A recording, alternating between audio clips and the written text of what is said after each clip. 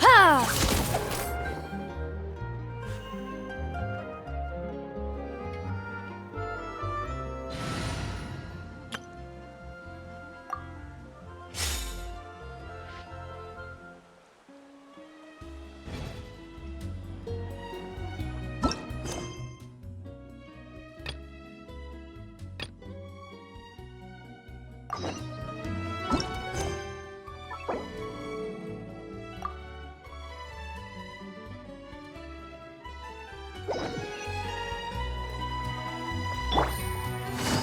Huh?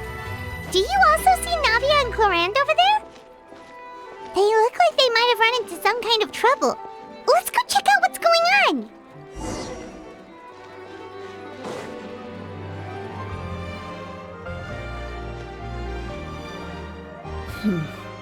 Still no dice?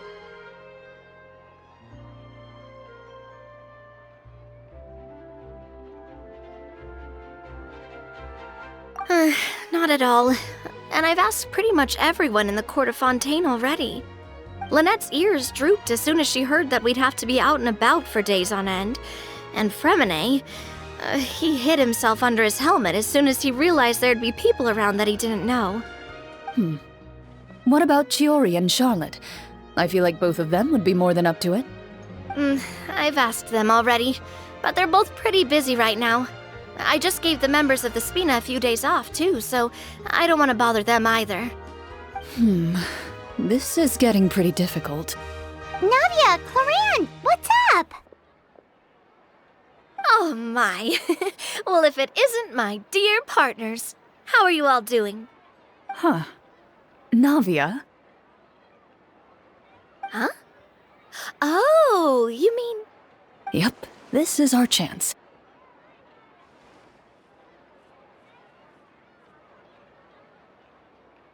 Do you need our help with something? Oh, precisely. My dear partners, we've got a huge problem right now that only you can solve. Whoa, for real? Absolutely.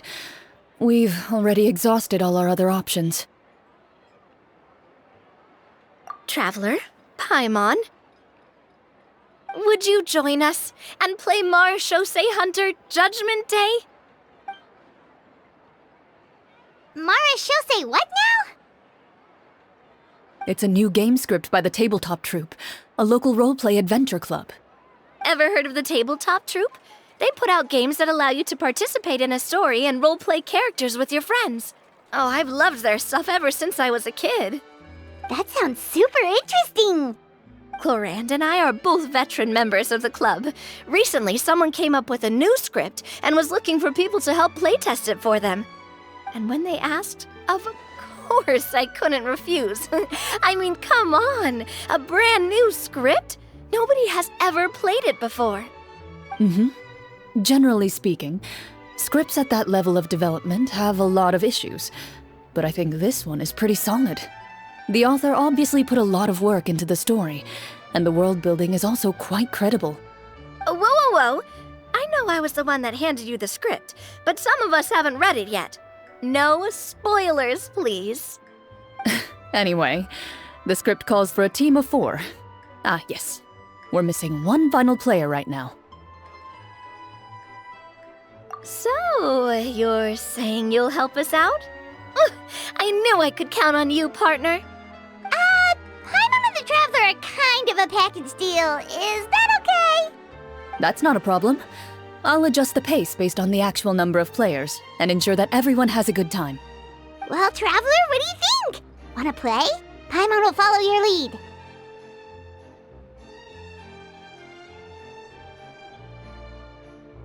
Well, that solves our problem. You have our thanks. Woohoo! I'll go grab the script manager from the club right away. The script manager? Didn't you just say that you gave clorinde the script? The club introduced a completely new kind of gameplay for the script. In this iteration, the Game Master's version of the script is incomplete. The script manager provides the next part of the script only after players have completed the current list of objectives. On top of that, In order to increase player immersion, the club has created some of the story's sets and scenes in real life. We'll only know where we should go once the script manager reveals the starting location. Wow, you're right. Whoever wrote this script really did put in a lot of work. And it's got a real healthy amount of suspense, right? I mean, even the GM doesn't know how the story will end. I look forward to experiencing it with you all.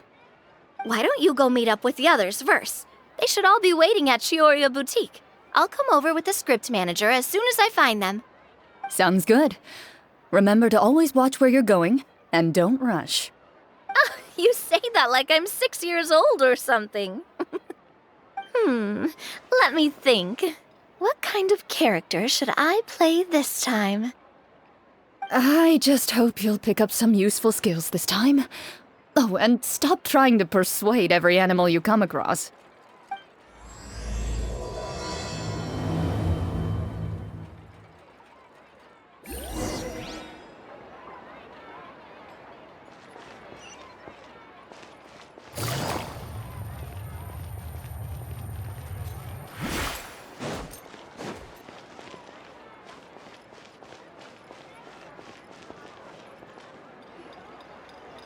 Oh, sorry to keep you waiting. You're back! Huh? And you've got the Traveler and Paimon with you, too! What a pleasant surprise. I assume you'll be joining us for the game then? Linny, Farina! Paimon didn't know you were playing too. Are you also members of the tabletop troupe? I'm more of a casual member, if anything. I haven't taken part in many formal club activities. Lynette Fremine and I play something similar at the Hotel Bouffe Tété sometimes, but I'm usually the GM. Still, I'm sure it'll be fun being a player for the first time. I'm looking forward to it. Well, I'm not a member of the club at all. Clorinde simply woke me up first thing this morning, said there was a good script worth experiencing, and asked if I wanted in. If you're interested, I can give you a referral. That should give you a 40% discount on membership fees. I think I'll wait to see how this experience plays out first, especially when it comes to the quality of the script. If it's sufficiently fun, then I'll join. Do you participate in a lot of tabletop troupe activities, Clorinde? You could say that. She's actually one of the few senior game masters of the troupe. Right. I knew about that even when she was still my subordinate. It's nothing. Really, just a small hobby of mine. Wow. Paimon's so used to seeing you be all upstanding and intimidating as the champion duelist. It's kinda hard to imagine you role-playing with a bunch of friends.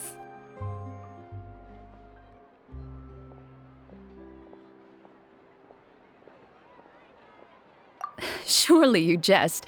I would never intentionally make things difficult for my players. I maintain a clear boundary between my professional and personal lives. The me you see at court represents the law and order of Fontaine. I put all personal feelings to the side and grant a fair duel to all who seek to defend their honor. But in my personal life, I'm just an ordinary person. Someone who feels anger and sadness, just like everyone else. Well, you say that, but for all the time I've known you, I don't think I've ever seen you cry.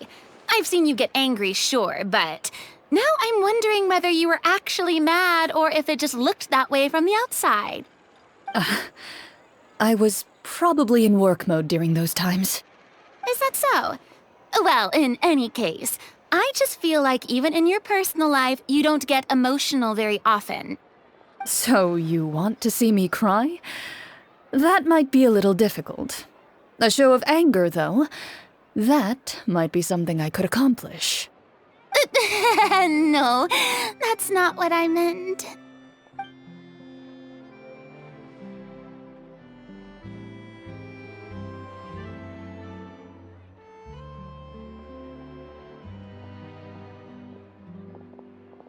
I'm back! Here, allow me to introduce you to the script manager, Mr. Florian. Pleasure to meet you all. Wait, are you a champion duelist too, Mr. Florian? Oh, no. This is just the costume provided by the club. I occasionally play a few of the roles in my scripts. That sounds like a lot of work. It's nothing. It's the least we can do to give the players a more immersive experience. Anyway, allow me to give you a brief introduction of the script. This script was adapted from the real history of the Marashose hunters. You all will play the role of hunters from a bygone era and resolve a series of events unfolding in the capital. Paimon's not super familiar with the history of the Marashose hunters. Is that a problem? Oh, no problem at all. I can give you a brief rundown. So, basically, Marashose hunters were people who dedicated themselves to hunting monsters and protecting the city by using a special swordsmanship technique passed down over generations. Their story can be traced back to the ancient Remurian dynasty, as well as the first hunter, Cassiodor. But I'll leave the finer details for you to seek out and discover later. And I'll provide additional commentary as the story progresses. In that case, brave hunters, are you ready to set out on an unknown adventure? Whoa, just one sentence and it's like we're in the story already! Aha, I see many a determined gaze before me. Very well, head over to this location and begin your heroic journey. So, as we follow the story, it leads us to specific scenes? Ooh, sounds pretty innovative. What does the message in the envelope say? It's the exact location of the scene, as well as the formal permission to use the venue. Seems like they have everything prepared. Please check all your belongings, everyone, and make sure you haven't forgotten anything. Once you're ready, please follow me to the designated location. Sounds good! Hunter Squad, move out!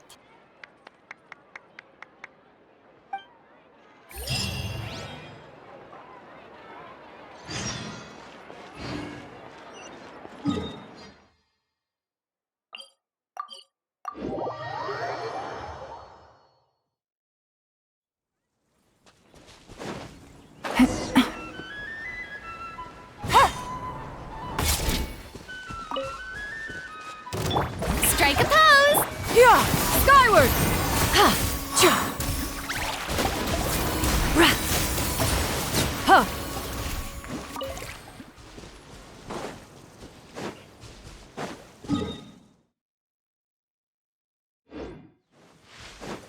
Yeah! Skyward!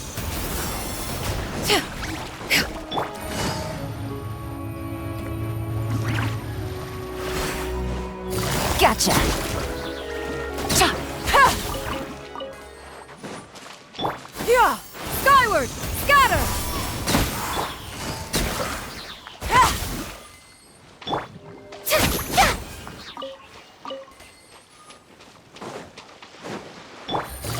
Quietly now.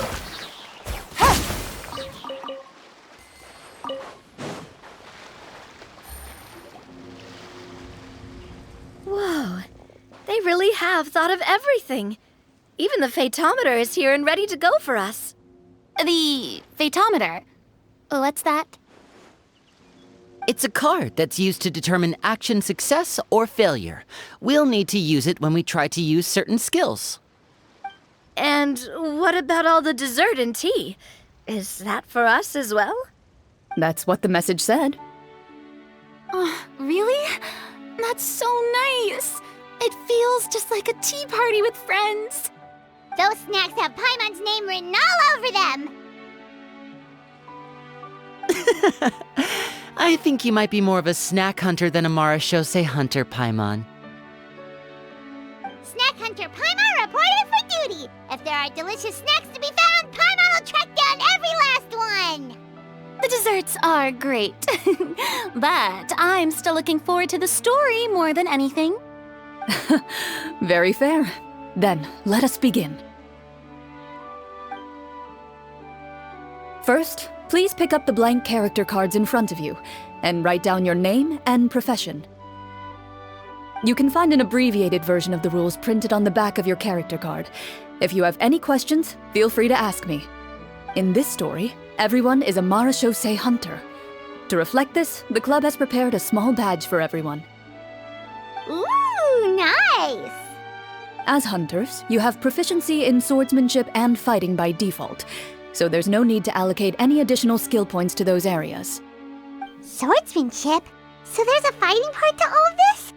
Paimon's not sure she can do all that on her own. Maybe Paimon can just stick with you? Why don't you share a character card then? The Traveler will be the Marachose Hunter, and you can be her little floating assistant. Kinda like in real life. So, for the name, do I fill it out with the name of my character?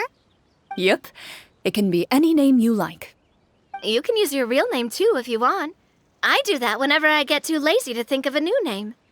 Oh, so it would be like experiencing a different life, but still as yourself. That's not a bad idea.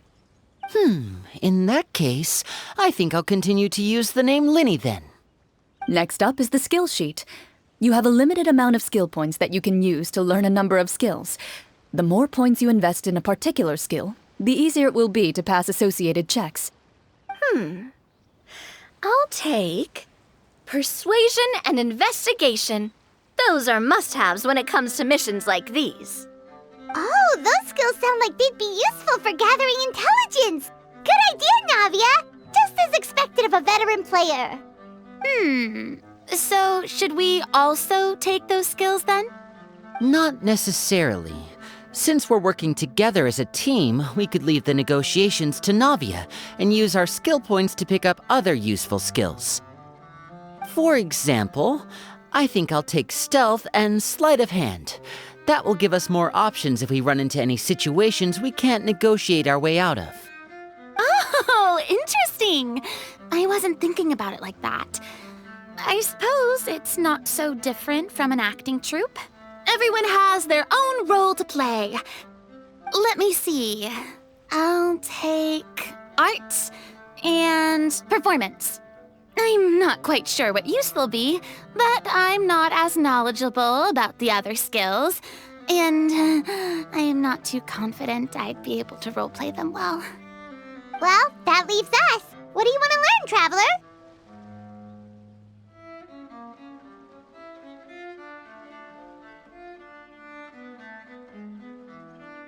Oh, something that'll help you get a read on other people's thoughts. Sounds useful.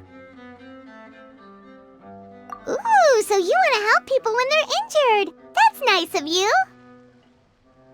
So what do you think? Are you sure you want to learn these two skills? Let's see. Oh, looks like you each have enough points to choose one final skill. You've all picked such classic skills. It's fine to go a little bit out of the box, you know. Why do I get the feeling she's getting ready to cause trouble? For example, this one here. Summon. Doesn't it sound super mysterious and cool? Oh, I saw that one just now as well. The description says, this skill can be used under certain circumstances to summon characters or creatures that fit the script's world-building rules. The script's world-building rules, huh? But how are we supposed to know what a Marachose Hunter can summon? Oh, that's not for us to worry about, my friend. Just learn the skills that interest you, and the GM will take care of the rest. All right, you've convinced Paimon. Let's learn summon then. Paimon can't wait to see what kind of thing shows up. Well, now that everyone's more or less finished creating their characters, we can begin. Since two of our players are doing this for the first time, though, let me ask. Would you like to play on easy mode or authentic mode? What's the difference between the two?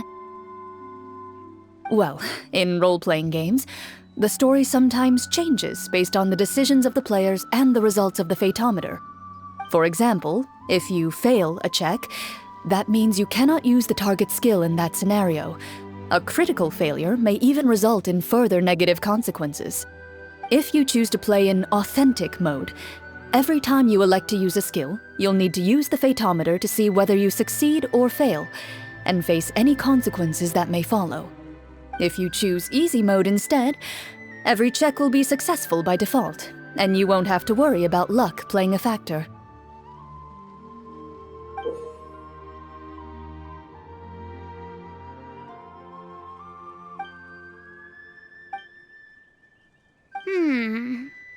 given that I'd like to focus on the story, I suppose I should pick easy mode. I'd feel bad if I brought the team down by failing my checks. Huh? Oh, come on. Don't worry about that. RNG is the lifeblood of role-playing games. I'm going with authentic mode for sure. Never knowing what you might have to overcome. Ugh, doesn't that sound exciting?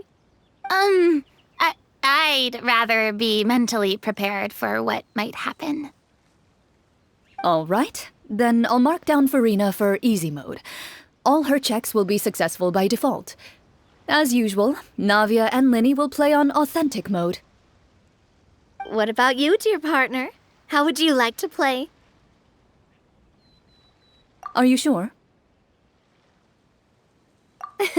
Trust me, you'll see the beauty of RNG. Honestly, I don't think clorinde would make things too difficult for us no matter what the phaetometer says. Isn't that right, clorinde? No promises. That wasn't super reassuring. Well, anyway, enough talk. Let's get started. I want to experience at least a good chunk of the story today. Speaking of the story, why is the beginning scene on a beach? Well, that's because...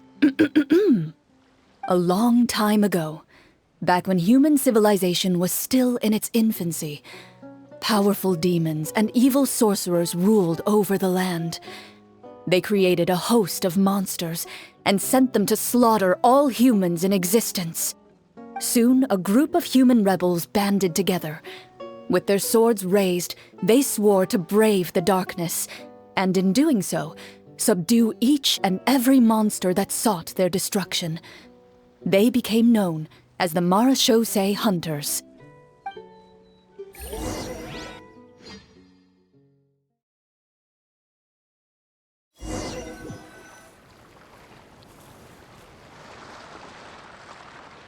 Sometime later, as a member of the Marachose Hunters, you receive a commission.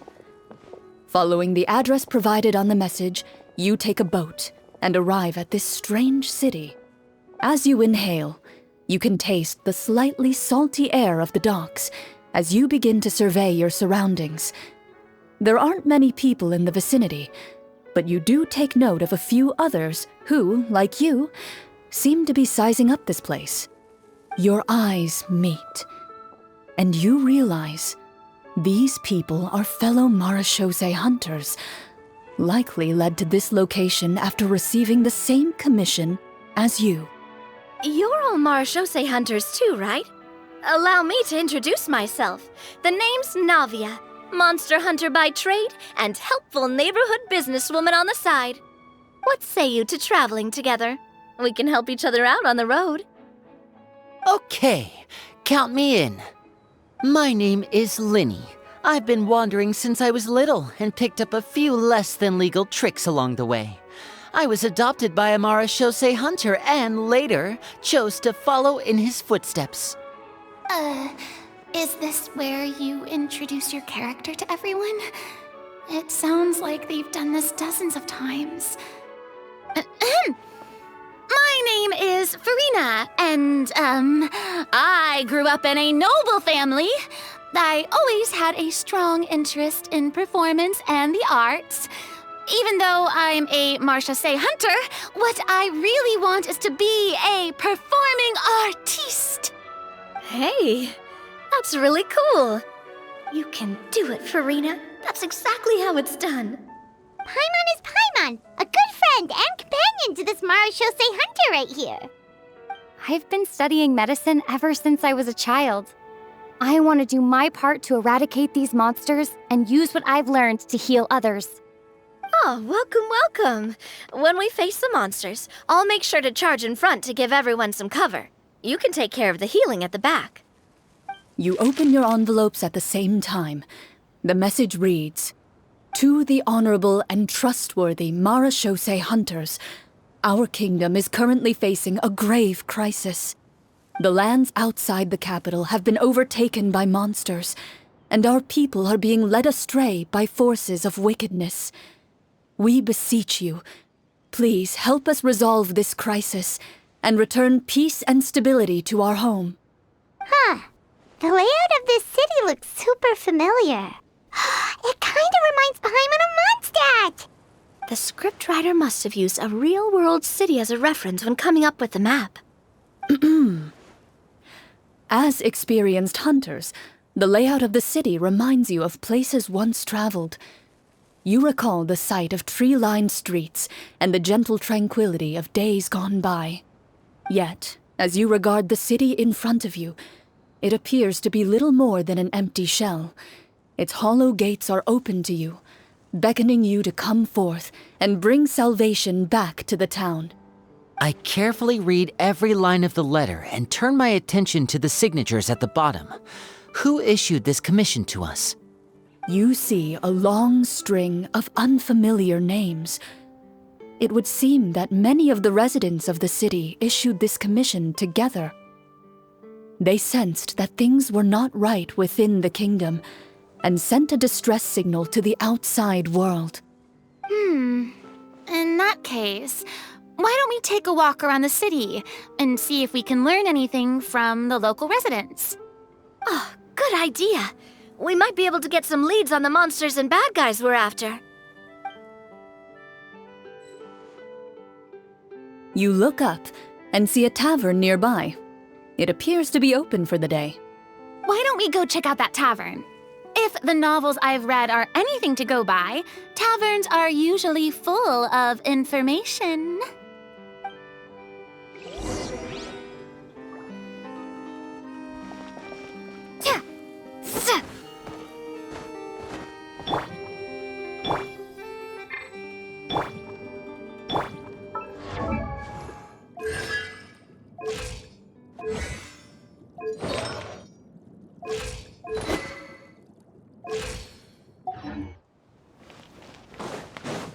As you approach the tavern, you find a plainly dressed woman standing nearby.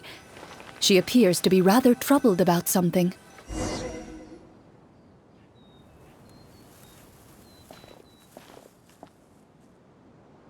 Greetings, friend.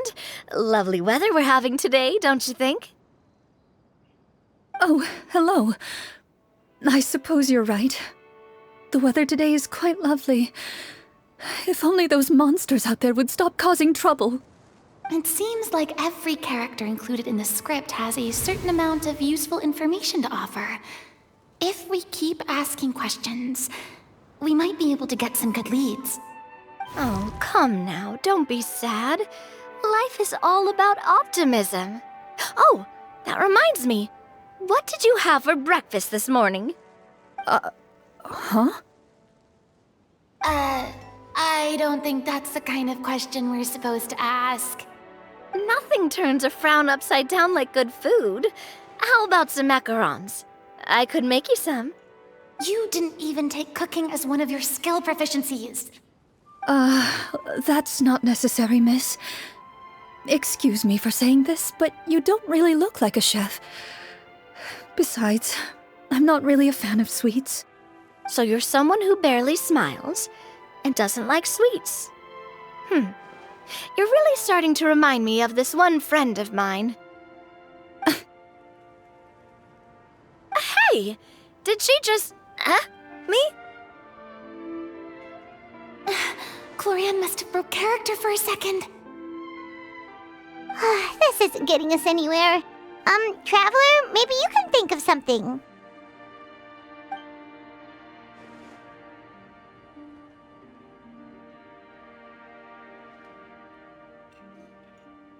The results of insight checks aren't disclosed to the players, so I'll be the one consulting the phaetometer.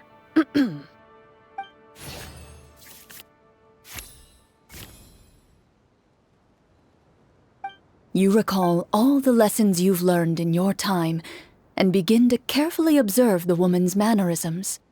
You notice that when she's quiet, she has an empty look in her eyes, as if her thoughts have drifted to a place far, far away. And when she speaks, she often subconsciously reaches out to touch the ring on her left hand.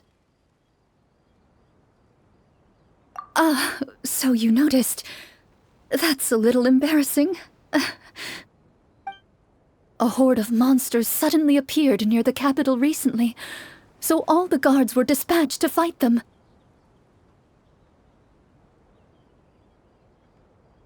Do you remember when those monsters appeared? I'm not completely sure. All I know is that my husband was dispatched to fight them 3 days ago. Do you know where he was sent? It all happened so fast. When we said our goodbyes, he couldn't even tell me where they were sending him. You have our thanks, friend. We'll find and defeat those monsters as soon as possible. We sincerely hope your husband will be able to return to your side soon. Oh, thank you. Don't worry. We'll find him. Just try to remain optimistic and wait for good news. We don't always get to choose what happens to us. But we do get to choose the little things like what we eat and how we respond to the things life throws our way. I hope that one day, you too will recognize the power of something as small and inconsequential as a delicious dessert. I'll do my best. You bid farewell to the woman and continue your journey further into the city.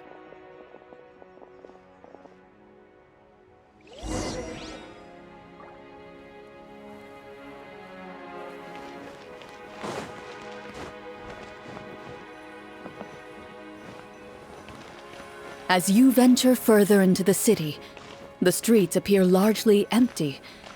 An elderly woman walks past. You see her shake her head as she puts away her wrinkled wallet. A nearby merchant folds his arms and gives you a disdainful look. You get the impression that he's someone who has long gotten used to the sight before him.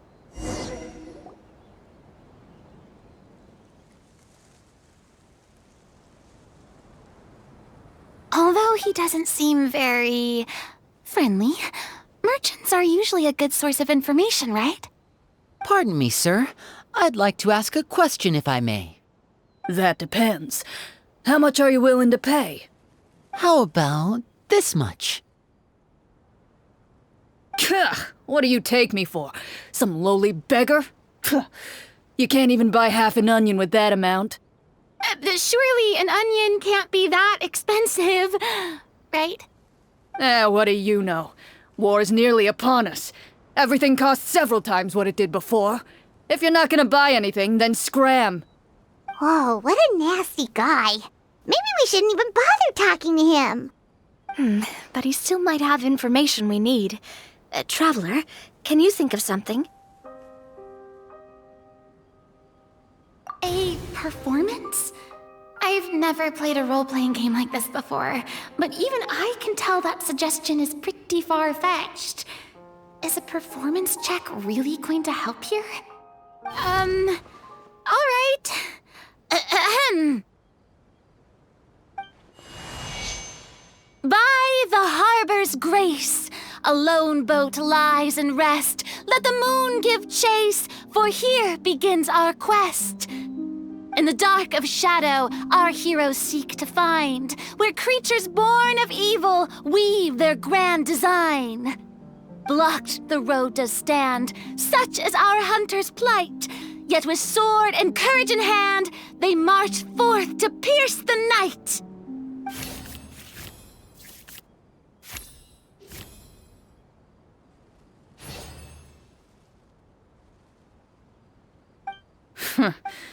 I don't recall asking for a bardic song. Don't expect me to give you any coin. But if you meant what you sang, and you are indeed some kind of hunter, then by all means, please, go out and kill those monsters for us. Those monsters are camped outside the city, and they've been destroying all our trade routes. We have limited reserves within the city, so if this continues, we're all gonna be in big trouble.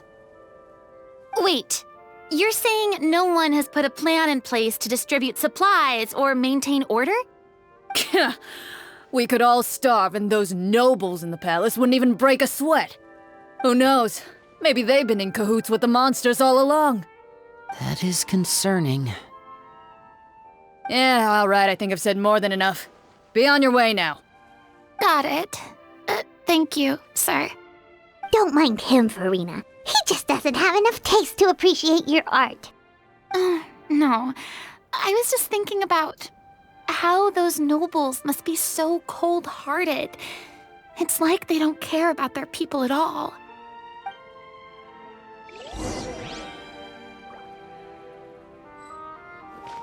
Should we try to go somewhere with more people? Oh, how about the city square? Follow me.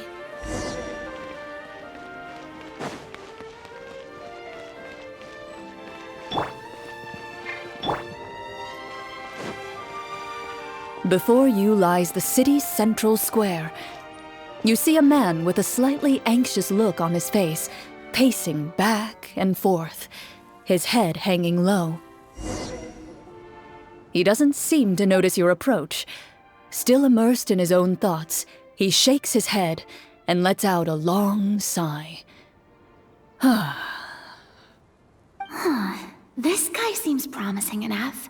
Maybe I can get some information out of him. Hello, sir.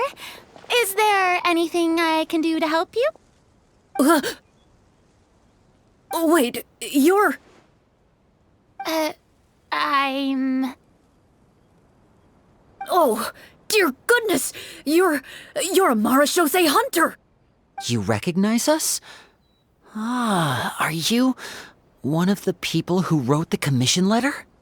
Yes! Oh, I didn't expect you to actually come! Oh, what great news! The city is saved! What happened here?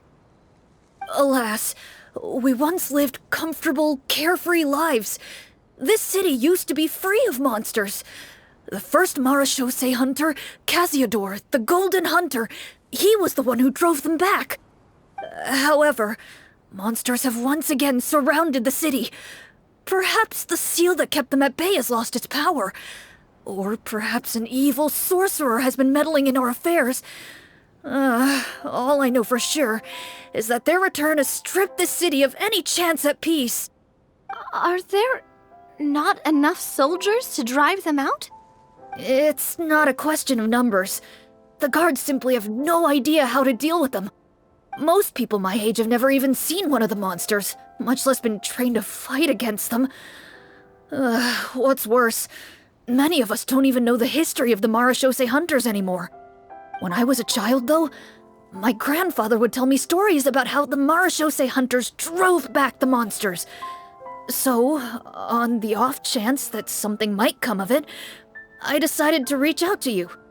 To be perfectly honest, I was starting to think all those stories were just tall tales. But now that I've seen you in person, I finally know that it was true! Well, you can rest easy, friend. The righteous and formidable Marashose hunters are on the case. The man is touched by your determination and resolve. His eyes begin to well with tears of relief. Still, if we are going to hunt the monsters, we need to know where to find them. Can you give us any leads? All I know is that the area outside the city is dangerous. I'm afraid I can't point you toward a specific location. Oh, although, if you leave the capital through the main gate and follow the road, you should run into a group of guards. They might know more about where to find the monsters. I see. We'll go look for them then. All right, be careful. Oh, and one last thing. The monsters outside the city are just part of the problem. There are evil sorcerers inside the city as well, so be on your guard. They're actively working with the monsters, and have corrupted the court ministers with malicious magic. They're the reason why, even inside the city, everything has been a giant mess. Even one of our kindest ministers has turned into a boorish and unreasonable figure, interested in nothing but enacting laws that exploit the people. Who knows how much longer we'll be able to go on like this. Talk about being stuck between a rock and a hard place. I feel bad for him. Maybe we should try to cheer him up?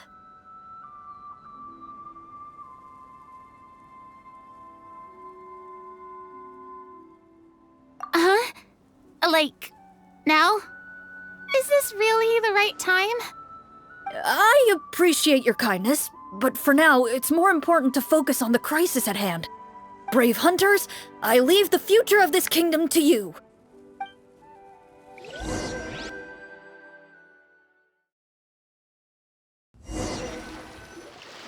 If I understood correctly, there are currently 2 problems in the kingdom that need solving, right? Exactly. We need to defeat the monsters outside the city and take down the evil sorcerer stirring up trouble from within. But which problem should we tackle first? Well, this seems like a good moment for a break. Take some time and discuss what you want to do. Let me know when you've made your decision. I really didn't expect the people in the city to keep us at arm's length like that. I totally thought the hunters would be treated like heroes. Well, Clorinde said the script took cues from the real history of Fontaine, right? Maybe the real-life Marachose hunters were also treated like that. I wouldn't say it's a perfect representation of history, but there are definitely some similarities. Would you like to hear more about it? Sure. As long as it doesn't spoil anything in the script. You brought up bits and pieces of the hunter's history before, but it was all in passing. Paimon wants to know too! The hunters were super powerful, right? Were they all from a special line of supernatural beings or something? Kind of like the yokai in Inazuma? No. All Marachose hunters were ordinary mortal fighters. The only thing that set them apart were the special sword techniques passed down over the centuries. Huh? So you mean anyone could become a Marachose hunter? In theory, yes. All you would need to do is survive the rigorous training and master the swordsmanship techniques required to fight the monsters. Still, most people dropped out at the early stages, and others called it quits the minute they saw a monster in person. To become a hunter, you must be strong in both body and mind. What kind of monsters did the hunters fight exactly? Oh, and the evil sorcerer the script mentions. Did they exist in real life too? The land of Fontaine once played host to an ancient dynasty known as Remuria. After that dynasty fell, monsters began to appear, intent on obstructing humans from establishing a new social order. One of the ancient sorcerers of Remuria used his power to assemble a formidable army of golems. He sought to use that force to establish himself as king. Now wait a second. Don't tell me that guy was the inspiration for the evil sorcerer in the script. We still haven't found any in-game information on him yet. So, why don't you talk about someone else for now? Well, I wasn't planning on going into anything you might be able to find out in the game. But if you want me to talk about something else, then... How about Casiodor, the Golden Hunter? Or Egeria, the ex-Hydro Archon? Wait, but those people are all from a super long time ago. Where did you learn all this, Clorinde? From my master. By master, you mean Miss Petronia? Is someone you know? Absolutely. Miss Petronia and my father were good friends. Back in the day, she would often bring Clorinde over to play, but then... Let's not get off topic. Anyway, back to what I was saying. Responding to Egeria's call, a number of warriors followed Casiodor into battle against the monsters. This group of warriors, under Casiodor's leadership, became known as the Marachose Hunters. Yet, as Fontaine entered an era of peace, their work gradually became obsolete. The Marachose Phantom, originally an association made up of hunters, eventually came to be predominantly comprised of Melusines. Ah, I see.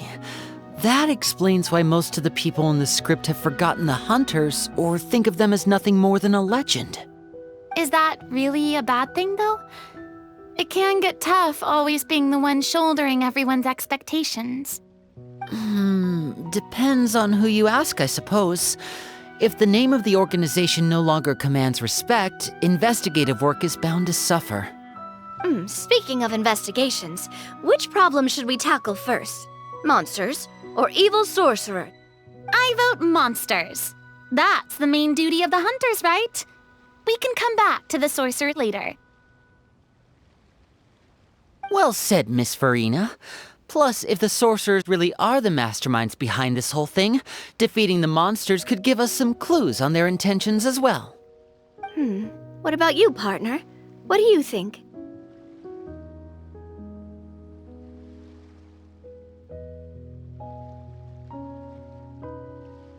I mean, you're not wrong. But those characters are usually the ones pulling the strings behind the scenes. More often than not, they're very formidable opponents. Going after them now might be jumping the gun a little bit. We don't want a total party kill on the first day, right? With Clorinde as the GM, I wouldn't rule out the possibility. Then it's settled. Let's go hunt some monsters. All right. After some discussion, you decide to turn around and head out of the city.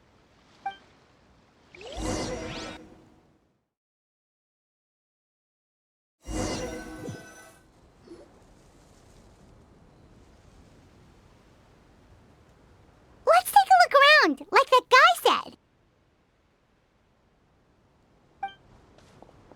You there! Outsiders, halt!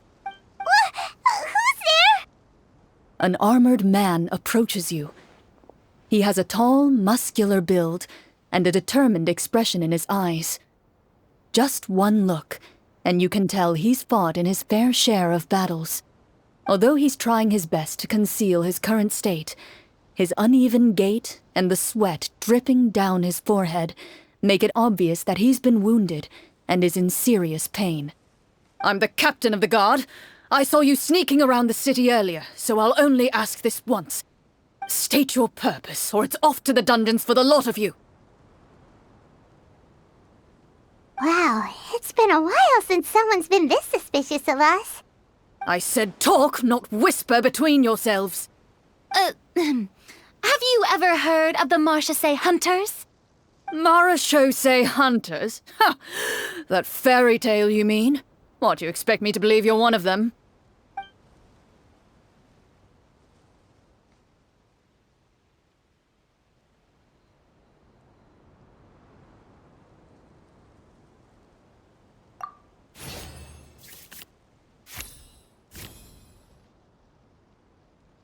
While everyone is talking, you begin to carefully observe the captain's mannerisms. Every so often, you see him glance toward a particular direction, with a pained expression on his face, as if an invisible thread is tying him to an unknown place. As you follow his gaze, you vaguely recall that the location he seems fixated on is known for its difficult terrain. Any battle that breaks out in a place like that is likely to be prolonged and devastating. Wait, is that where the monsters are? Outside the forest, in the area with the difficult terrain? The captain is taken aback by your sudden question. Still, his shock only lends credence to your theory. You're looking to fight the monsters? Well, we're Marchese Hunters after all. You could say that's basically our job. He shakes his head and continues to regard you with skepticism. In the end, he decides to inform you of the locations where the monsters have appeared. Those monsters aren't easy to deal with, but if you insist on going, I won't stop you either. I just hope all the guards will be able to come back to their families alive. I wish you the best of luck.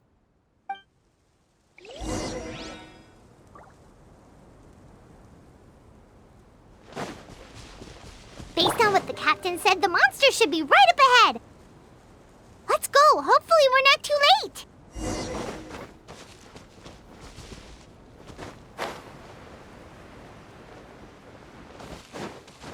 As you approach the battlefield, you see numerous people lying by the side of the road.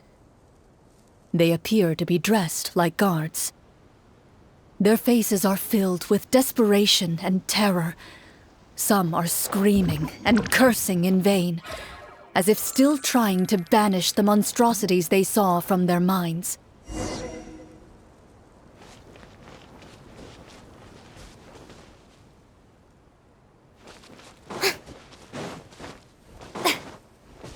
A few of the wounded look up at you in shock and disbelief. "Quick, leave this place. Turn around and don't look back," they yell.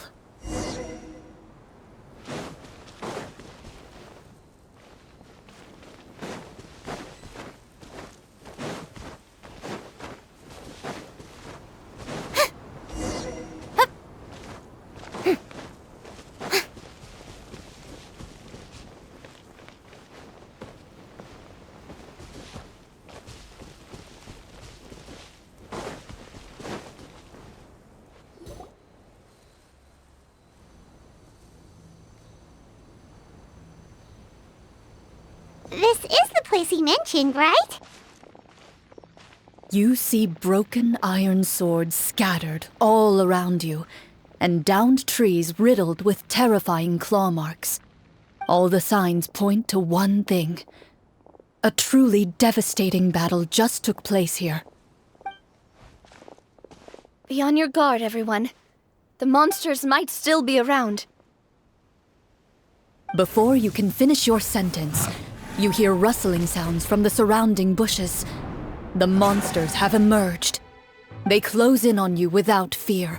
You get the impression that, in their bloodthirsty eyes, you're just another meal for them to devour. A little help here!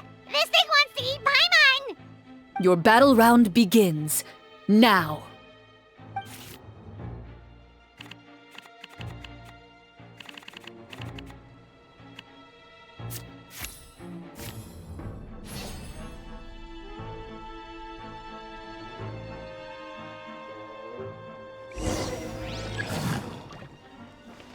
Shower me with a proper send-off from the Spina with love. Ha! Wipe out! Step right up! The next battle round begins now. Umbrella warfare, I guess. Hiya! Ah! Feeling lucky? The monsters let out a terrifying roar of anger and resentment before dissipating into thin air. Oh, thank goodness it's over. We're lucky the Marashose Hunter class came with all those preset skill points. Otherwise, we would have been in some real trouble. I never knew the phytometer even determines the amount of damage you inflict. If you get unlucky, isn't it just game over right then and there? That's part of the fun. The uncertainty of fate is what gives these games their appeal. Just as you begin to celebrate your victory, a suspicious lump on the ground catches your attention. A suspicious lump? Wait, could it be the thing that appears after every battle? I walk up to it, crouch down, and begin to carefully examine it. I've still got my right glove on, so it should be fine for me to touch it, right? As you investigate the mound, you discover that the exposed portion appears to be made of wood. It was previously obscured by the large form of the monsters. With the monsters gone, the small protrusion now awaits your discovery, poking out of the ground like a shy flower bud. Whoa, it's a treasure chest!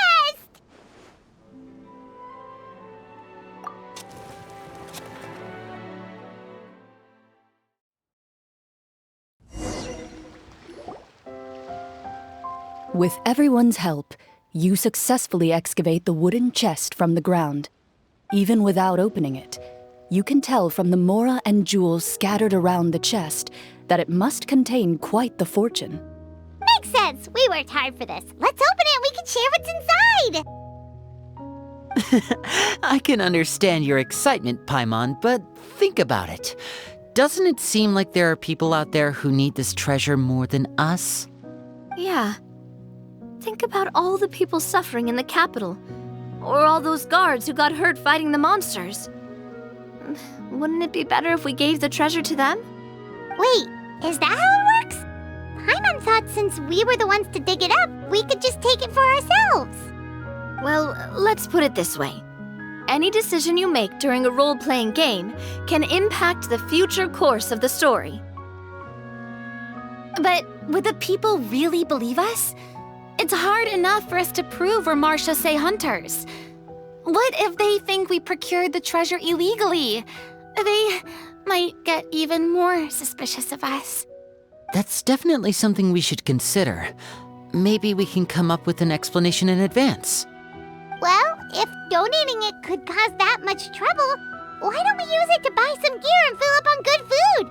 Then we'll be ready to fight even more bad guys. Looks like you're facing a difficult choice once again. Well, it's getting late. Why don't we call it a day for now? Wow, where did the time go? I'm not sure if it's because I'm having so much fun with you all or because the story is particularly enticing, but I feel like I could almost keep going. Here, here. Ooh, how about we play through the night? I'm not sure I'll have enough energy for that. Yeah, that won't work for me either. Lynette will give me an earful if I get home too late. I understand how you feel, Navia, but we have to change venues for the next part of the story anyway. Huh? Another location? There's a special note for the GM at the end of this section that says to proceed to an indoor set for the next part of the script. Whoa, they really pulled out all the stops for this new script. Well, even if we end the game for the day, we can still stay a little longer and hear Clorinde finish her story, right? Paimon wants to hear more about the history of the hunters. Something tells me you just want to finish the free desserts before we break for the day. That's just a coincidence, okay? Besides, to Paimon, not finishing free food feels even worse than having to buy her own. And anyway, Paimon really does want to hear more about Clorinde's master. Well...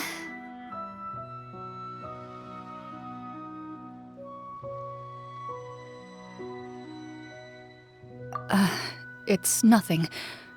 I appreciate the concern, but it's all in the past. It won't do any harm to share these things now.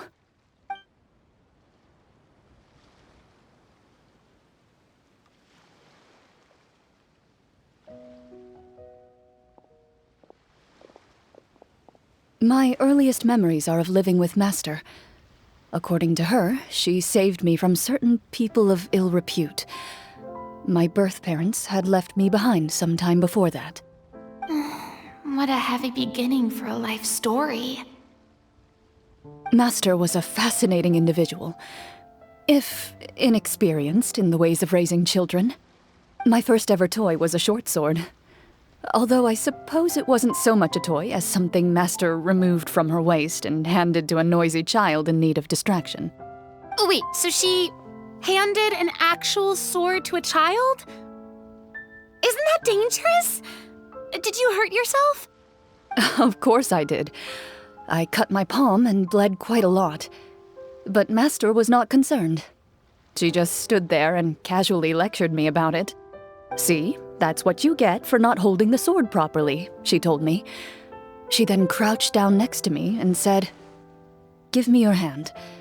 I'll teach you to bandage this wound. After that, it's time to learn how to truly hold a blade."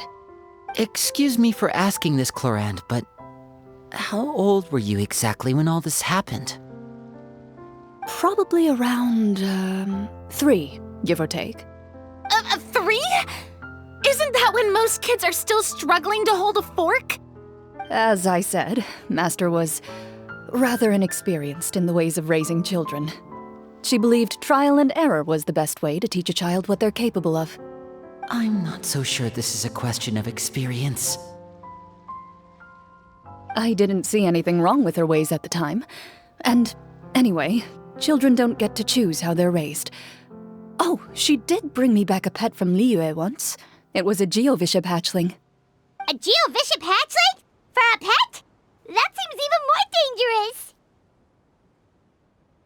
What she said was this: make sure to get along, you two. If you really can't agree on something, just settle it with a fight. Whoever loses is the real pet. And how old were you when this happened? 5. Well, did you win? No, I lost. So you're saying you actually became the Geovishop's pet? Yes, but only for a week. By the end of that week, I defeated it in combat, and we've shared a cordial relationship ever since. That really doesn't sound like the kind of childhood someone should have. Later on, I gradually understood that Master most likely didn't know any other way to raise a child.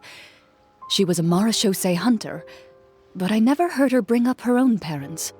Thanks to her, I learned how to navigate the forest by the age of 6, and could hunt monsters in the wild by myself the year after that.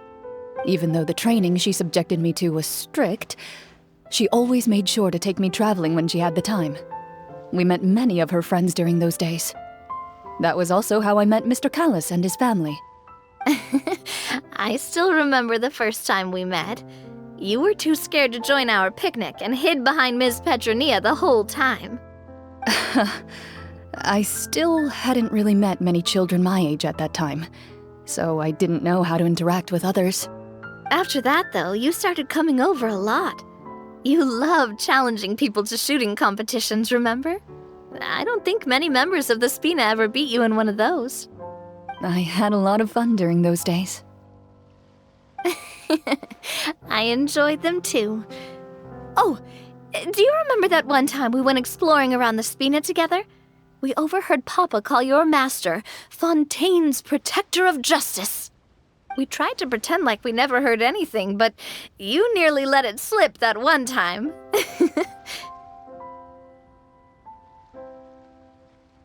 Protector of Justice? Oh, wait, you mean that vigilante hero from 20 years ago? The one who is always active at night? Yep, that would be her. She often would put on a black cloak and go out at night. I never knew where she went or what she was doing. Until, like Navia said, we overheard the truth from Mr. Callis that night. 20 years ago, huh? I still remember the guards leaving all kinds of witness reports about her on Nervalette's desk. My apologies. Oh, there's no need to apologize. You had nothing to do with it. And anyway, everything she did was for a good cause. Although, calling herself the Protector of Order was a bit much, especially when she deliberately operated outside the law. Huh? When did the Protector of Justice become the Protector of Order? Oh, she had a bunch of code names. I heard she would just come up with a name on the spot whenever she was asked. Later on, she probably got sick of answering those questions and decided to stick to just 2. The Protector of Justice and the Protector of Order. That sounds like her, all right. I bet she forgot which of the 2 she'd use by the time she got back each night. Well, she certainly sounds like a fascinating individual. With her strong sense of justice, it's no surprise her student followed in her footsteps. It's true. I always wanted to become like her. Someone powerful, independent, and with a strong sense of conviction. But...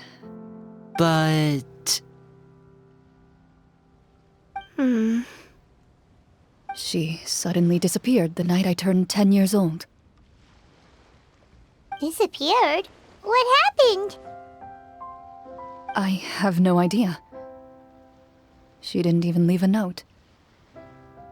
I was never able to find out where she went. That night, I was celebrating my birthday at Navia's house, but Master never came to pick me up. When I returned home on my own, it was to an empty house. When she still didn't appear after a few days, I went to Mr. Callis's house to ask about her whereabouts, but he only shook his head. Papa probably didn't know either. I know he sent a few people to investigate the matter in secret, but they never found any credible leads. Don't worry, I understand. To be perfectly honest, given Master's personality and way of doing things, it all made a lot of sense. If I had to guess, I'd say she probably used it as an opportunity to force me to become independent. Just like how, when a litter of kittens reaches a certain age, the mother willingly leaves them behind. Were you upset, Clorinde?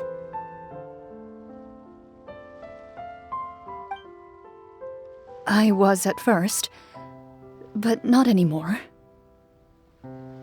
I don't believe Master would suddenly disappear for no reason.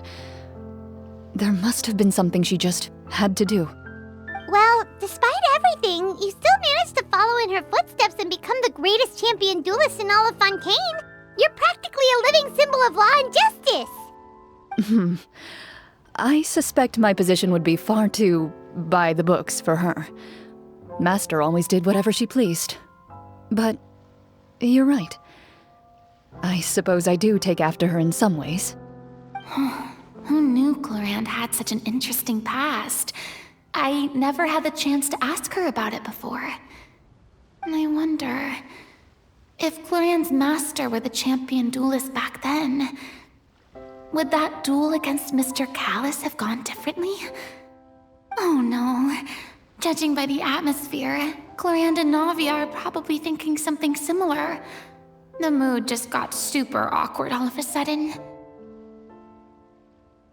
Well, anyway.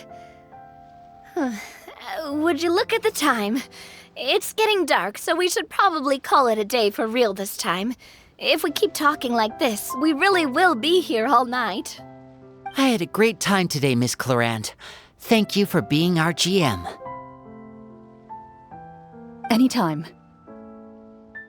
The script was good, but I've got to say, your childhood stories were even better. Hey, you should tell us more about that fight against the Geovishop sometime. Maybe your master was onto something. You could be right. What does she mean, onto something? I certainly don't know any 5-year-olds who want to fight a bishop in their spare time. Guess I'll head back as well. I need to save my energy if I want to continue enjoying the story tomorrow. You're that excited to hear about my fight with the bishop? I was talking about the script.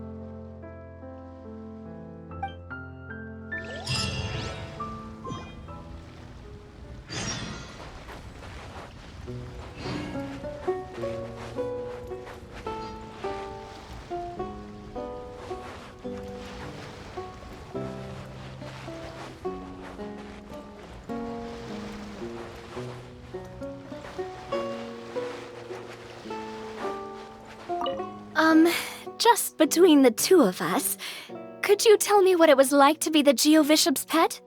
It was nothing special, really. Geovishops don't understand the concept of a pet. So basically, it just headbutted me whenever I entered its territory. And that hurt? Yeah, it hurt. What, something you want to experience for yourself? Oh, I'm good. Thanks.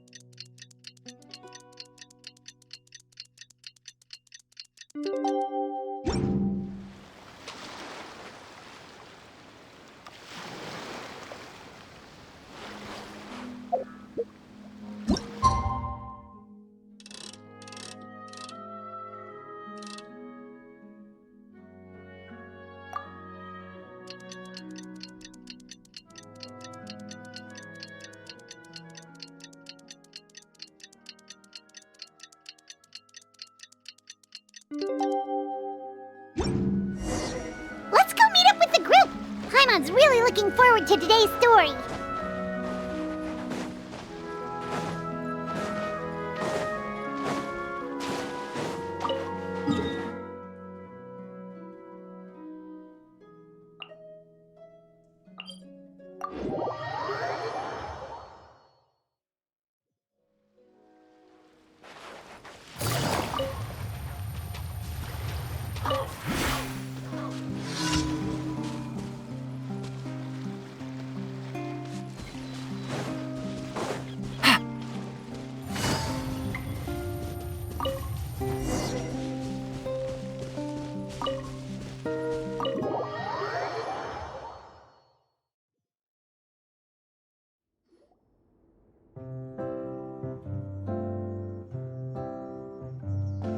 looks like everyone's here. Now, before we begin, why don't we finish where we left off yesterday? There was an important decision to be made, yes? I'll pour everyone a cup of tea. Is that really the most important part, though, Clorinde? Paimon's more concerned about our current surroundings. Heavy walls, cold railings, dim lights. This is obviously supposed to be a prison. I admire the work put into the set.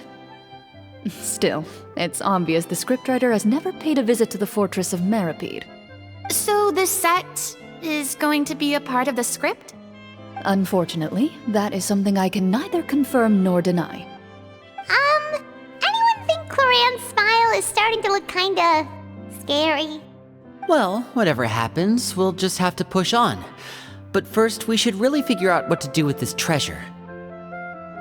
If we're worried about arousing suspicion because of our identity, why don't we give ourselves a different name, just like Clorinde's master did? Yeah, it might be better to keep a low profile. As long as we're helping people, it doesn't matter who we are or what we're called. Staring at me won't get you anywhere. Or did you want some more tea? Oh, Paimon's good. Thanks. Why aren't you saying anything, Navia? Wait, what's that next to you? Oh, this is the short sword Clorinde mentioned last night. I found it. Huh. I'm surprised you managed to track it down after all this time. Well, I made sure to take good care of it, considering the circumstances in which you gave it to me. Of course I had to keep it safe. Anyway, where were we? Oh, right. I was just thinking about all the potential ways for us to break out of prison. We could dig a tunnel, or try to bribe the guards. Wait, we haven't been thrown into prison yet, have we? Well, it's only a matter of time. It pays to be prepared. Just like how you should always have an umbrella on hand, even when it's sunny. Alright, Paimon's made up her mind. Let's just give the treasure away. Paimon may have wanted to keep it, but if it's going to land us in prison somehow, Paimon will be too upset to enjoy her snacks.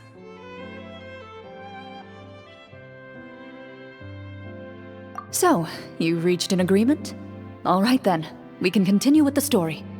Oh, and we'll collect all the scattered pieces of treasure on the ground as well. All right. You collect the treasure and make your way back to the capital with your bag of loot in hand.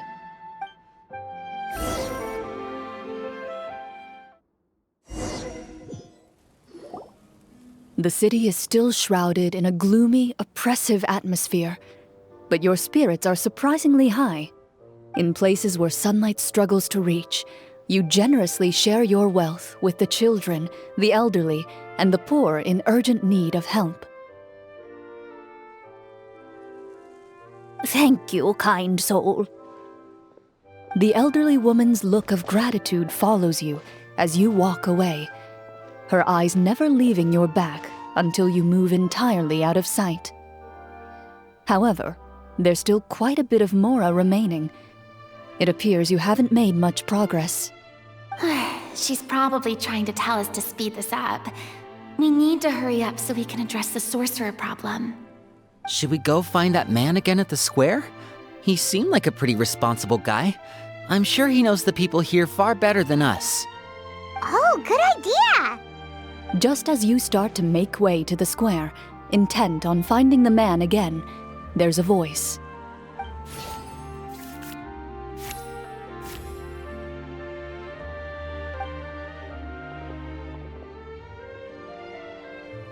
Please wait, distinguished guests. Several strange guards suddenly call out to you. They run forward to meet you and proceed to politely pay their respects. Greetings, gentlemen. Are we being invited for afternoon tea? Surely you jest, my lady. That would not be our place. It is His Excellency the King who requests to meet with you. Please come with us.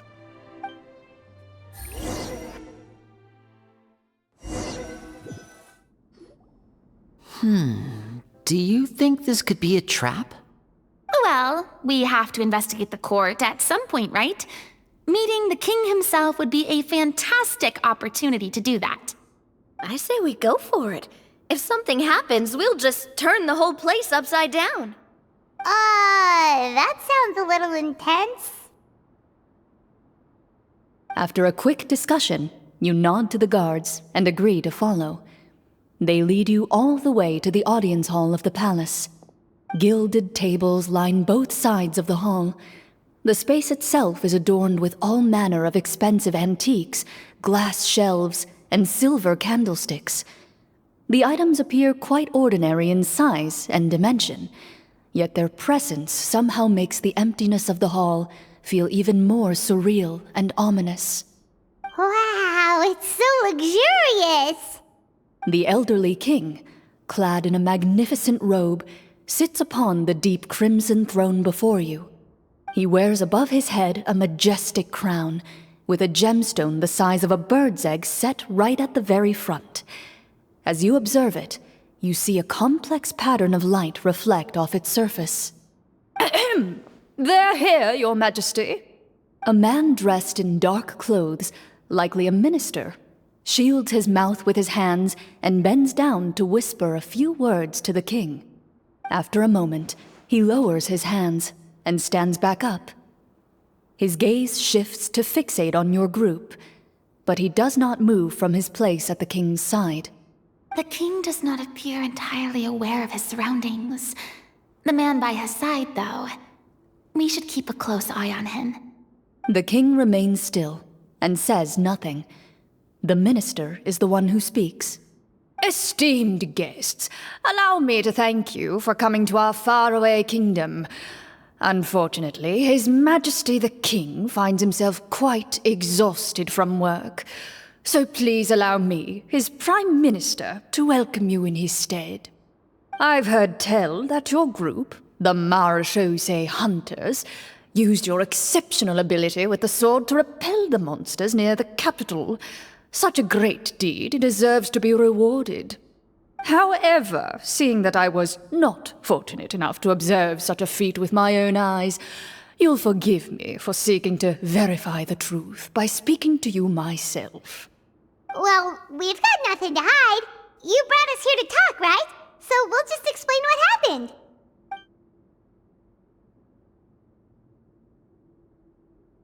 The golem's blades were so powerful, they could cut down trees in a single swipe. It took a lot of effort to defeat them, even for trained swordsmen like us. Well, that was enough details, right? Believe us now? Your account does indeed match those of the survivors. Since you were the ones who defeated the monsters, that must mean you are also in possession of the treasure they stole?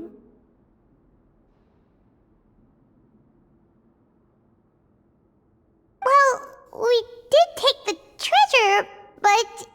How did he know about the treasure? Then I must ask that you return it at once. It belongs to the kingdom. Wait, but didn't you just say that our great deed deserved a reward? Shouldn't the treasure be considered a part of that? Yes, that was indeed what I said. But you seem to have forgotten a very important distinction. Only that which is freely given by the king can be considered a reward. Taking the rightful wealth of a kingdom without said permission, on the other hand, is a crime. But that's completely unreasonable. Yeah, that makes no sense! If it weren't for us, the treasure would still be buried underground somewhere! Maybe so, yet the fact remains. You tried to dispose of the treasure without reporting it to the court and without receiving permission, yes? What, no answer? Surely you're not insinuating that you, a group of legendary Marechaussee hunters, sought to take the treasure for yourselves? Well, what about the king? Is he just gonna let this guy talk for him the whole time? Clad in his magnificent robe, the king remains seated, with his hands resting on either side of the throne. His posture is rigid and unmoving. He stares forward with an empty look in his eyes, completely unmoved by the events before him. from the look of things. Could the Prime Minister be the evil sorcerer? Or could both the King and the Prime Minister have fallen under the evil sorcerer's control? I would like to observe the number of guards stationed in the hall. The guards in the palace appear fully armed, their expressions solemn. Sensing the tense atmosphere in the room, they stand at the ready, each with a hand placed upon the hilt of their sword, as if prepared to draw their weapons and surround you at a moment's notice. Well, there goes my plan to turn the whole place upside down, I guess. It appears we've been visited by nothing more than a group of ill-intentioned imposters. What a pity. Guards, take them away and throw them in the dungeons. Before I decide your fate, however, I must first determine whether you have any accomplices outside the court. Can't we try to slip away? Or maybe start some kind of riot? But if we try to fight the guards right now... Don't worry. At least we figured out who's behind all this. Let's just play it by ear. If you're scared, Paimon, just hold my hand. Aw, thanks, you guys. You allow yourself to be led away by guards surrounding you on both sides. It's only when you begin to feel drops of water falling from the dungeon ceiling and smell the stench of death and decay all around you that you finally realize you've stepped into a completely different world. Stay here, and don't try anything funny. The guards lock the cell door and leave without looking back. Wait, sir! Your voice echoes through the dark hall, but the only response you receive is the sound of water dripping from the ceiling. No! What should we do now? Carve out a new path of fate with our own two hands, of course. I draw my weapon. You reach toward your waist, but find nothing there. You now recall that your weapons were confiscated before the guards locked you in the cell. The bag of treasure along with them. What about that knife I hid in my boot? When did you hide it in there? When I was thinking about digging a tunnel. Rejected. You failed to inform the GM of this course of action.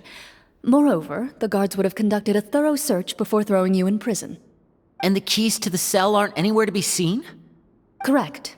You don't even feel a lock hole on the cell door. Oh, well, there goes all our plans. Indeed. Huh? Why are you the one saying indeed?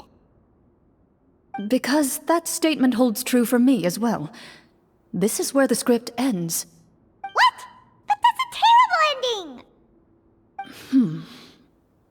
Generally speaking, this should be the point where the scriptwriter gives the players some kind of hint, or gives the GM some kind of code for how to move forward. I mean, maybe they just really wanted us to be immersed in the feeling of being in prison? Like, they'll only show us the way out once we've grown truly and utterly desperate? That is a possibility. If only there were desserts and tea in real prison. Oh, wait, guess that's kind of how the Fortress of Meripede works if you're lucky. Oh, before I forget, Navia, the short sword you had with you earlier. I took a closer look, and the craftsmanship doesn't appear to resemble anything from this era. If I remember correctly, that style was last in vogue several hundred years ago. Wait, Clorinde said that sword used to belong to her master, right? Does that mean her master has been alive that long? I doubt it. The way she went about things often made her seem childish more than anything. I'd say the sword was most likely an heirloom passed down over time. Hang on. A precious heirloom passed down to you by your master. And you gave it to me just like that? You weren't worried I might lose it? Master left many things to me when she disappeared. There was the sword, an old key, and a good amount of junk she probably just didn't want to take with her. I gave you the sword back then, because I didn't want our friendship to end. Wait, when did this happen exactly? After the duel, between Mr. Callis and myself. Before that, Clorinde would have meals with us and even stay over at the Spina some days. She was on great terms with Papa as well. After the duel, though, there was a period of time where we simply didn't know how to face each other. She entrusted this sword to me, and never came back. We were both sad, and conflicted, and totally overthinking everything as a result. Whenever I looked at this sword, I couldn't help but wonder if Miss Petronia had never introduced us to each other at that picnic.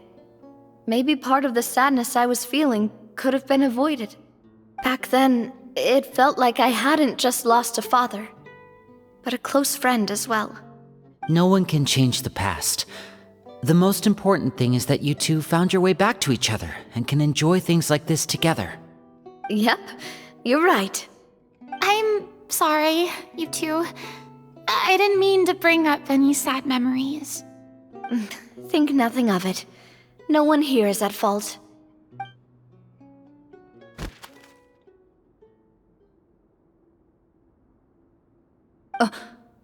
Huh?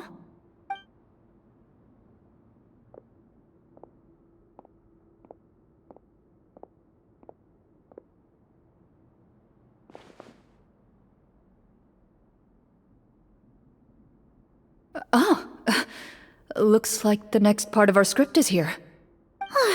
Perfect timing. The situation was really starting to get desperate. And not just because of the prison thing. From Clarenne's face, Paimon really can't tell if it's good news or bad news.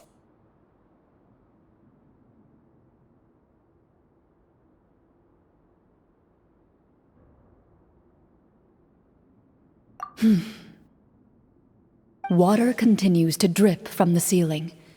In this lightless dungeon, you lack a reliable way to tell how much time has passed. Eventually, you get used to the unpleasant odor of straw, mold, and rust, and find yourselves alternating between fits of drowsiness and despair. Suddenly, you hear footsteps outside the door. Heads up, everyone. Someone's coming. Gather close, everyone, and keep your voice down.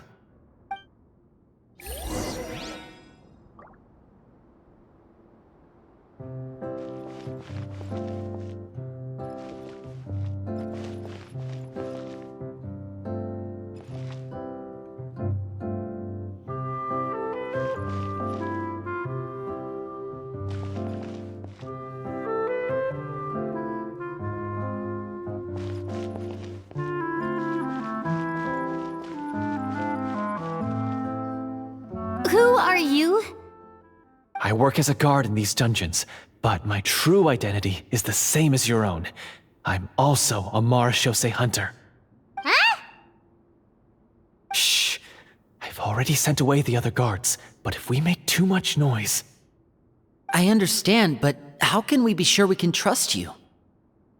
The king has issued a formal decree. In light of the irrefutable proof of your crime, you're to be executed before tomorrow's sunrise. If you want to escape, it has to be now. Executed? We barely did anything! Monsters appearing at the same location as the treasure. Could this entire thing have been a trap? There will be time for speculation once we're out of here. As for my identity, I have no way to prove that to you just yet. Infiltrating the capital was difficult, and finding a chance to speak with you has taken a lot out of me. I could go on, but I think we can all agree that now is not the time for details.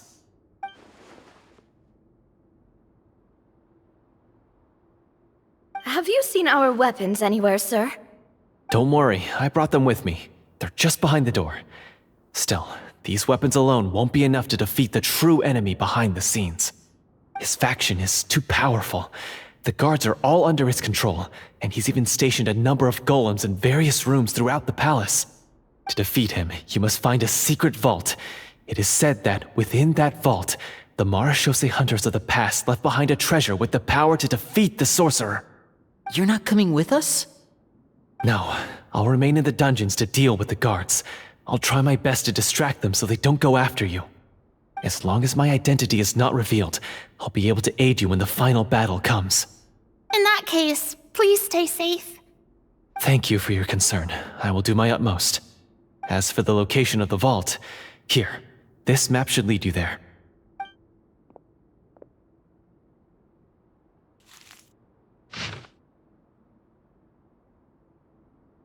Got it. All right, once I open the door, remember to stick close and refrain from making any noise. I'll lead you out of here as quickly as possible. You now have the chance to restore the honor and legacy of the Mara Shosei Hunters. So please, get out there and reclaim what's ours. And be sure to exercise caution. With the help of the guard, you successfully escape the dungeons. Your sense of despair and anxiety both seem to fade as you continue your quest.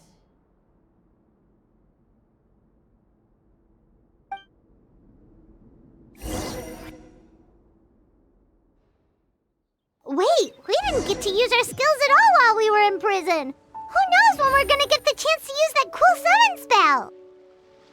That is a pity, but we can only continue to move forward.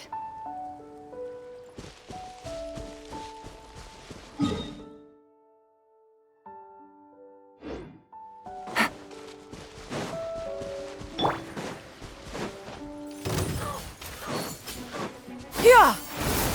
Scatter!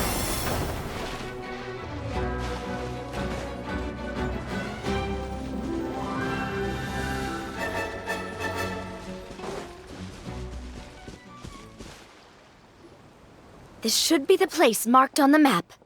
This bit of rock certainly looks suspicious. Well, I'd say an investigation's in order then. Plus, if all else fails, we can just blow it up. Wow, you really meant that! Before you lies a serene stretch of open water, its surface shimmering a brilliant shade of sapphire blue. Well, guess this means it's time for a swim!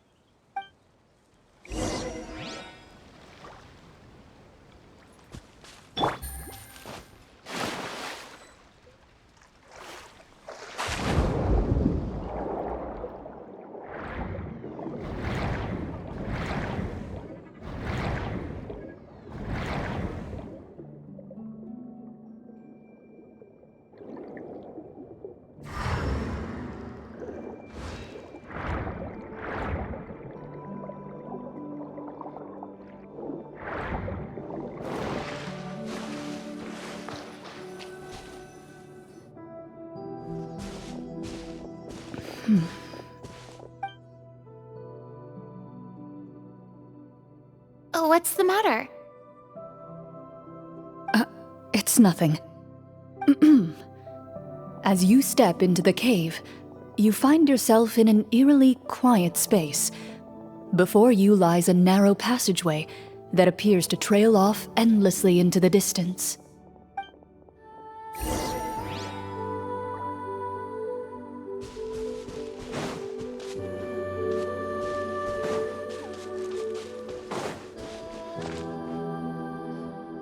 Wow, this must be where the treasure is hidden! But this door is blocking our way in. It almost looks like it's been here for quite some time. I've got to hand it to the tabletop troupe. They really went all out with the props. Huh. What have we got down here? A kind of mechanism connected to the door? Ah, it looks like we might have to arrange it into a certain pattern. A pattern on a stone door. That's something Master mentioned before. Is something wrong, Clorinde? After a long, difficult journey, you finally arrive at the location indicated by your map. It appears to be an ancient site of some sort, where treasure likely awaits. Your surroundings are exceedingly quiet and serene, as if the secret that slumbers here has never once been disturbed. If you listen closely, you can almost convince yourself you can hear the sound of its calm, gentle breathing. That description makes Paimon feel kinda bad for disturbing this place. We're doing this for the sake of the people, to free them from the evil sorcerer. I say it's time for this treasure to once again see the light of day. Linny's right. We need to keep going. The future of the kingdom depends on it. The next part of the story requires us to solve the puzzle, right? Let's start exploring the area. Yes, that should be fine. Something feels off about all this. Guess I'll just have to improvise.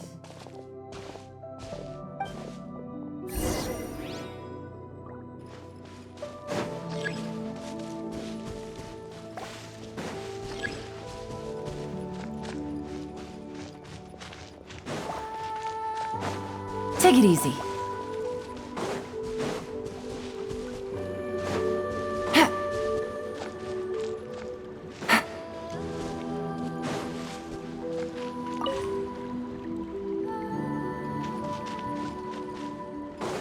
I found something! Found something here, too.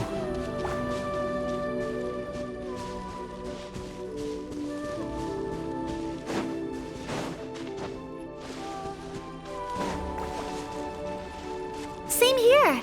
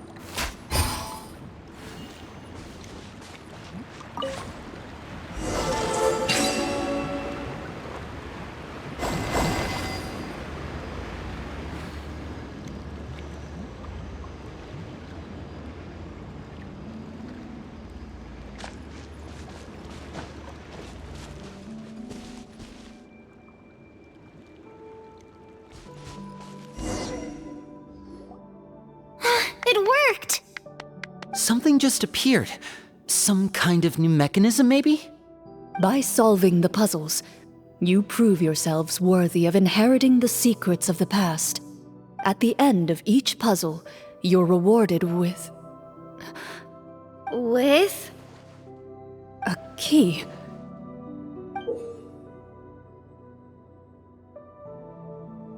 Oh, it must be the key to the big door. Huh? This is one of the Marechaussee Hunter keys that are passed down from generation to generation. It looks just like the one Master passed down to me. It is said that 4 keys in total are required to form the final, complete key. And it seems like we just collected 3 of them. That must mean... Huh? What's wrong? You hear a few strange noises. Suddenly, all the torches in the ruin go out at once. Huh? What's going on? Did we fall into another trap? For the sake of immersion, please close your eyes, everyone. Without the torches, the space is now completely dark, and you cannot see anything.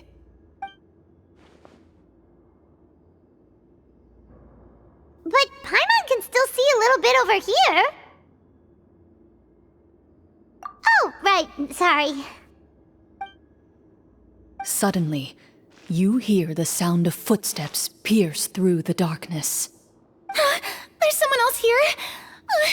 Oh, this is so unsettling. I can't see anything. I've been discovered then.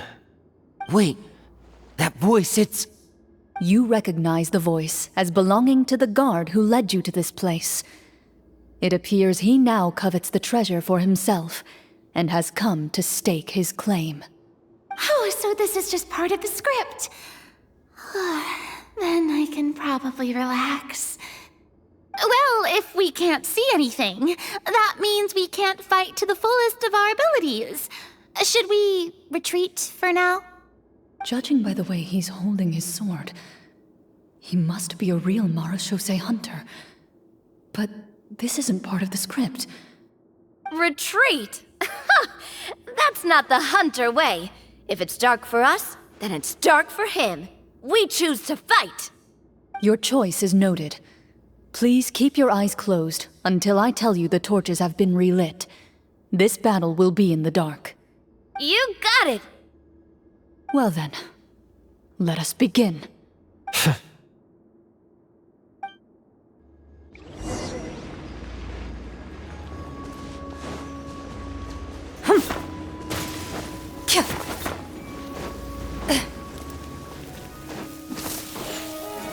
Where evil lurks, shoot on sight! I'd like to try to hit him with my sword. Your strike is successful! Is he still standing? Goodness, he sure has a lot of HP.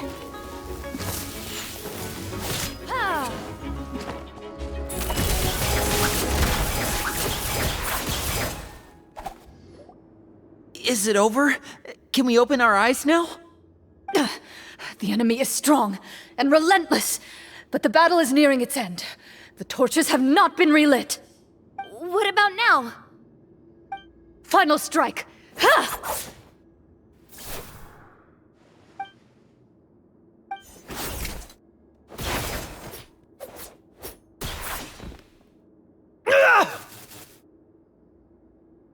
Well, did we get him?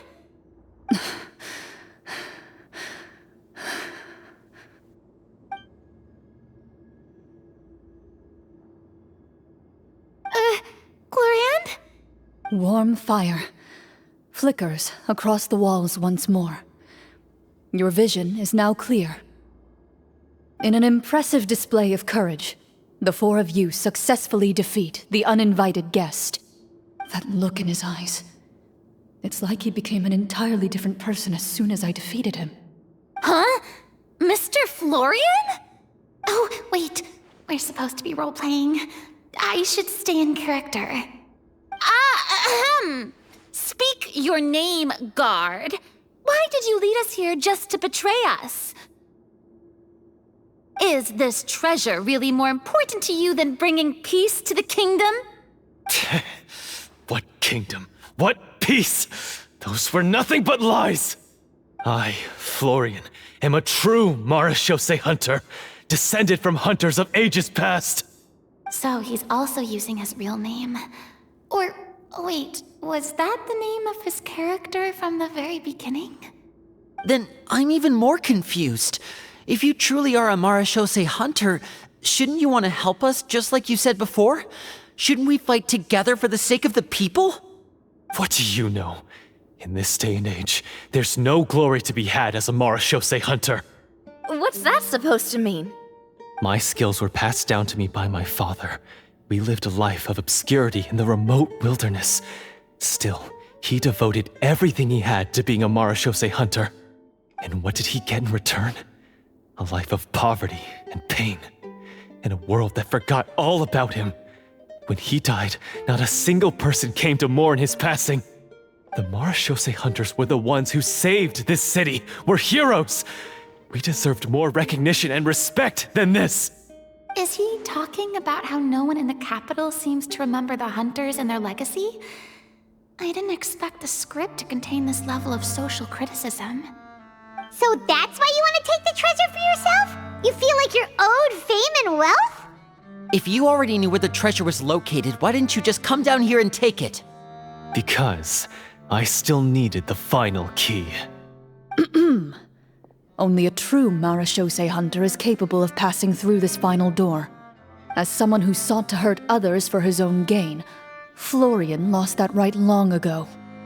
Okay, but what is this treasure anyway? We've got all the keys, right? So can we just go in and take a look? You're sure you want to go in? We've been talking about it for so long, of course we want to see what's inside! And we've already defeated Florian, right? So he won't try to take it from us anymore. Pesky brats. Watch yourself. Then let's open the door together. All right. Your choice of action is confirmed.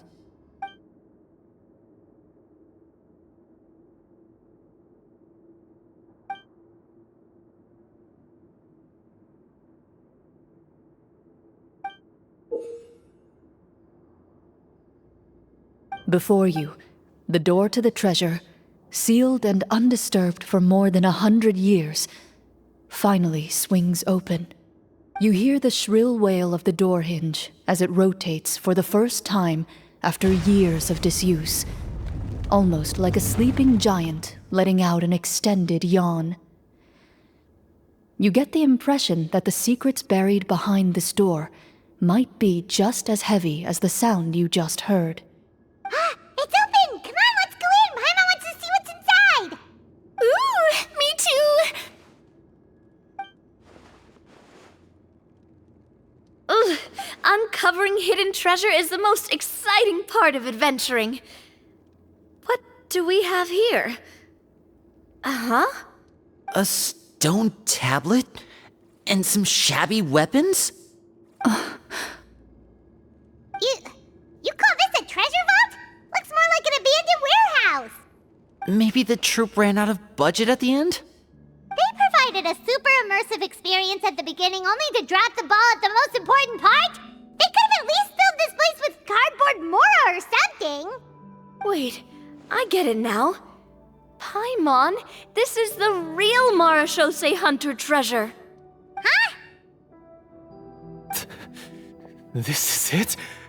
The Marachose Hunter treasure is just a stone slab and some broken swords? I can't believe it. I refuse to believe it!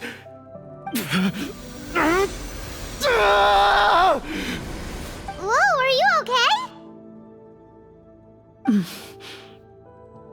The Marachose Hunter before you appears to suffer a serious mental breakdown. He needs to leave the room for a moment to collect himself. One of you seems to understand the significance of the treasure already. If the rest of you wish to follow suit, you may remain here in the meantime and explore your surroundings.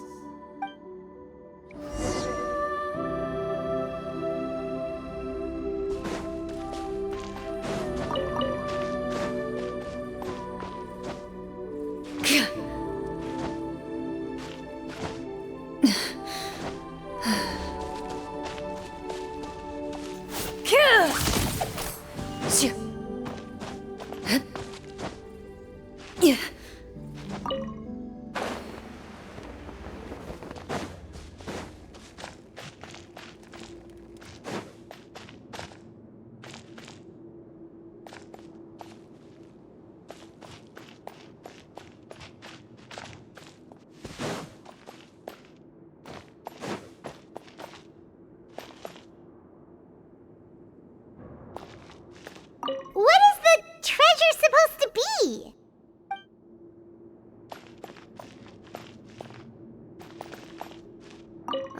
The names on the tablet. The old and broken weapons.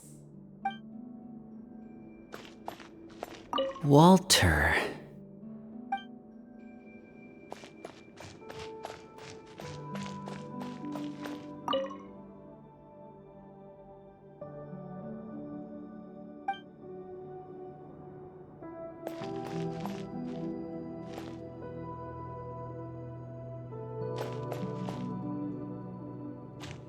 Into the shadows.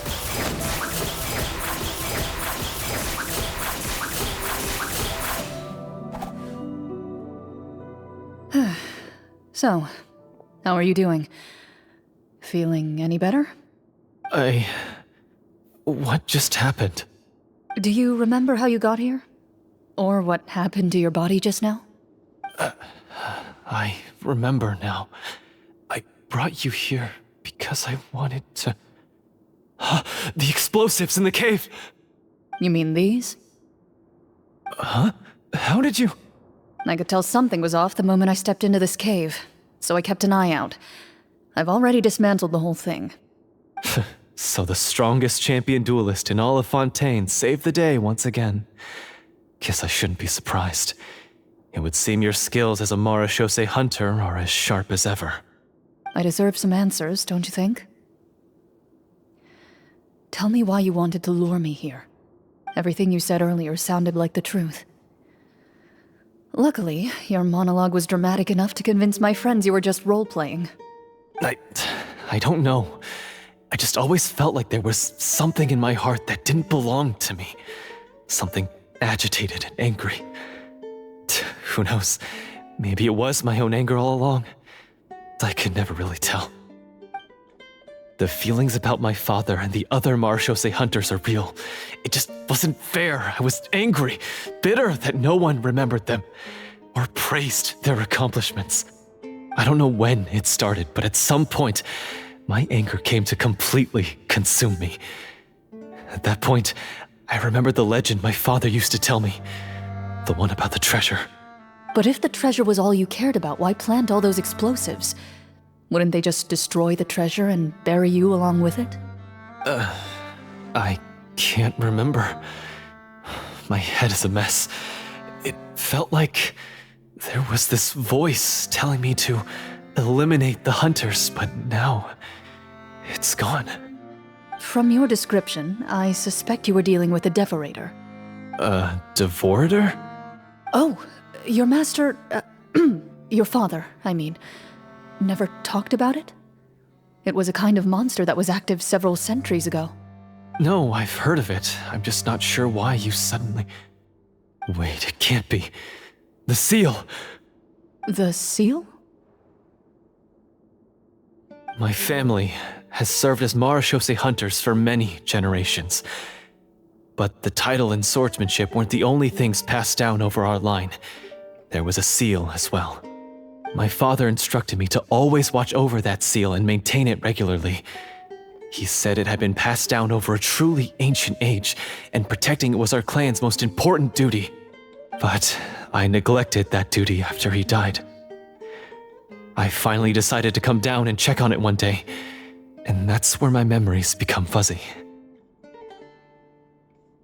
The devorator would be a formidable adversary for any mortal being, even ones as capable as the hunters.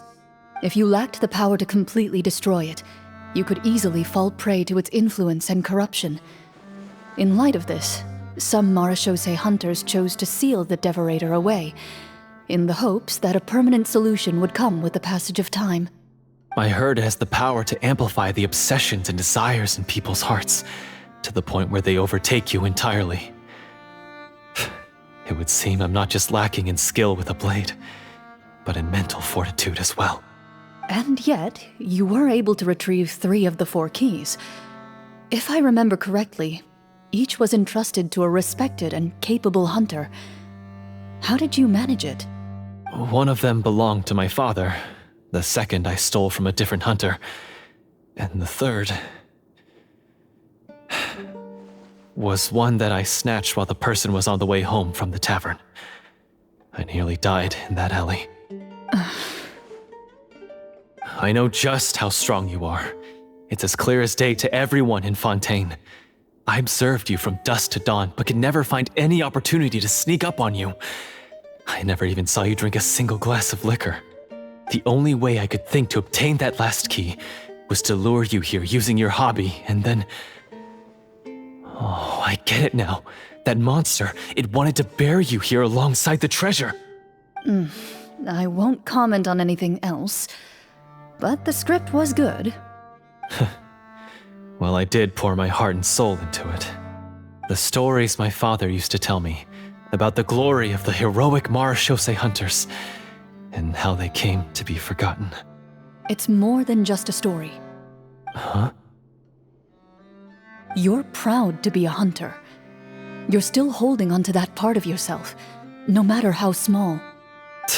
I have done so many despicable things. I have nothing to be proud of. Then explain the purpose of the evil sorcerer in your story. Isn't he the true antagonist? The one who sought nothing but his own gain, and used the people as pawns to attain it? In your heart of hearts, He was the one you truly wanted to defeat. But I've already tainted my sword. I no longer have any right to... Wake up, Florian. Remember how you introduced yourself earlier. Do you really think the hunters acted out of a desire for honor and glory? Or to be loved and acknowledged by the people? What did your father teach you about our order? You do not wield your sword for yourself, but to protect those you serve. There's nothing special about a blade. It's the intentions of the wielder that matter above all else. Do you still not understand? Even after seeing the treasure for yourself? The contents of that room, they represent the true legacy the hunters left behind. You're right. I am a Marashose hunter. It's time for me to redeem, no, to finally serve the people I vowed to protect all along. I wouldn't be so quick to push aside the need for redemption. I know. That's a charge I won't bother to defend myself against. Good. Then, come with me, and help me see the script through to the end. Huh? See the script through to the end? But there's no more script left. Never finished it, huh?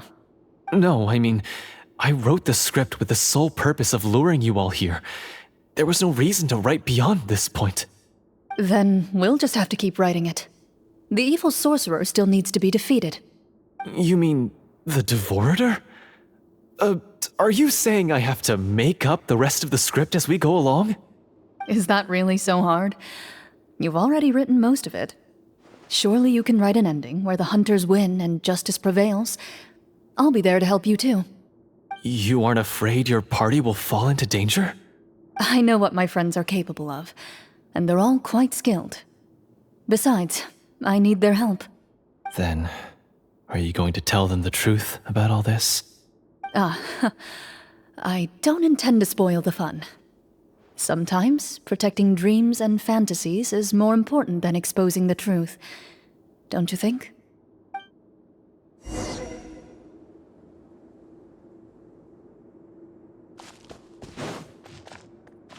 Loaded!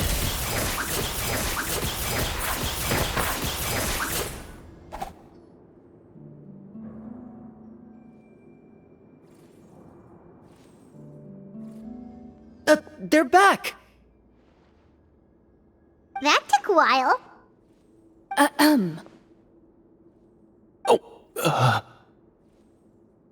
Ahem! My fellow Marashose hunters, please forgive me, for I have sinned. Tone it down. Sorry. After crossing swords with you and witnessing your courage in battle, I've rediscovered my true self and regained my pride as a Marashose hunter. Oh, do I smell a redemption arc? I confess, I was brainwashed by the evil sorcerer. He asked me to lure you here so he could bury you in this cave. That little... Wait, you're saying all of that wasn't you, but the evil sorcerer? That's right. He's adept at manipulating the hearts and minds of the people. I fell under his influence because I did not possess a strong enough sense of will. Huh! And how are you going to prove that you're a changed man? We're not going to fall for the same trap twice. To be perfectly honest, I only came to my senses after seeing the treasure. It reminded me of my father's past teachings. The treasure was actually... The names of all the Marashose hunters from ages past and their weapons? Wait, you already know? Of course. Don't underestimate a veteran role player's exploration skills. Oh, wait, I mean Marashose hunter Navia's exploration skills. We just finished reading through the content of the stone tablet. That tablet recorded the lives of some fascinating people. For example, this Marashose hunter called Est. She inherited the responsibilities of the Golden Hunter and passed judgment on many people. But in private, she had a very easygoing personality. Her favorite pastime was singing and dancing with her friends, And she was said to have a beautiful voice. So, she was just like you. Oh, you really think so? Well, when you put it that way, I suppose I also have a few things in common with this Walter. Working as an executioner, he supposedly used a countless number of tricks to confound his enemies in battle. Oh, if only I could have seen the feats of magic he pulled off back then. Their lives were all so exciting. You could write so many cool books about their accomplishments. How could they have all been forgotten? Because they chose to be. To hunt monsters that only appear in the shadows, you must also operate in the dark. To be a marechaussee hunter is to willingly give up on wealth and fame. Then this stone tablet must have been left behind by their companions. That's right. Few marechaussee hunters ever revealed their identity to the public. They always protected the city from the shadows. The only time they spoke of their accomplishments would be at night, when they gathered with their fellow hunters in front of the bonfire to share stories of the monsters slain by their hand. So, this tablet was created not so that the hunters would be remembered by the people, but so that they would be remembered by each other. No wonder this place was so well hidden. You regard the stone tablet in solemn silence. The names of your comrades etched onto its surface serve as a reminder that you are never truly alone. The tablet proves that, although a hunter walks a shrouded path, it is not a solitary one. There will always be those who walk beside you, a fact that remains as true today as in ages long past. Their legacies shall continue to be passed down from generation to generation, as everlasting as the stone onto which their names are carved. Father, you once told me that I should seek out the treasure if I ever became lost. So this is what you wanted me to find.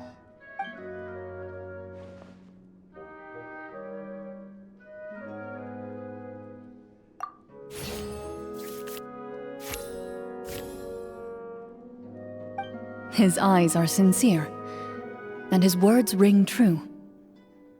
You can tell that every word he spoke just now came from the bottom of his heart.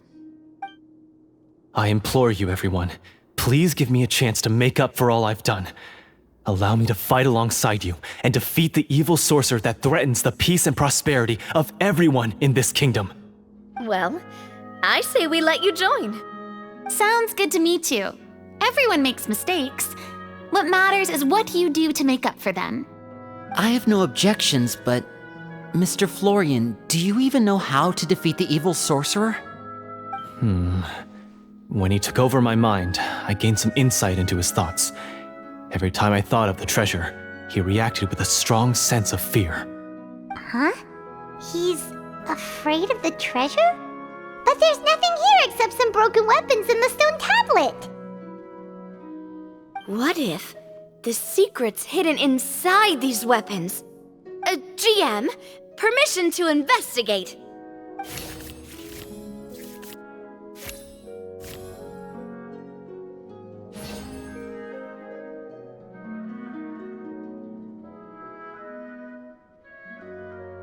At first glance, the weapons appear absolutely ordinary. But as you observe them, you notice a faint energy emanating from within. These blades have slain countless monsters. Though it's been a long time since they were used in battle, their edges remain sharp, as if they're simply waiting for the next worthy hunter to carry on their legacy. So basically take these with us, right? I'll take this weapon, since it used to belong to Est. Maybe it'll find comfort in being held by someone who appreciates the arts. Ah, good idea.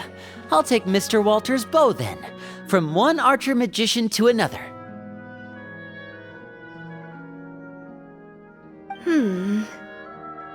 Paimon's gonna pick a cool weapon too!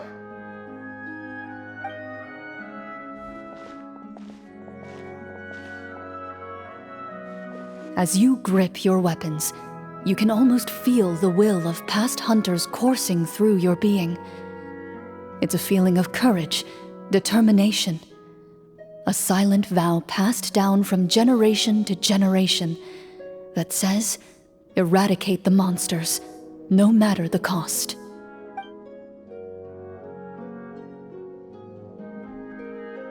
Mr. Florian, do you know where to find the evil sorcerer?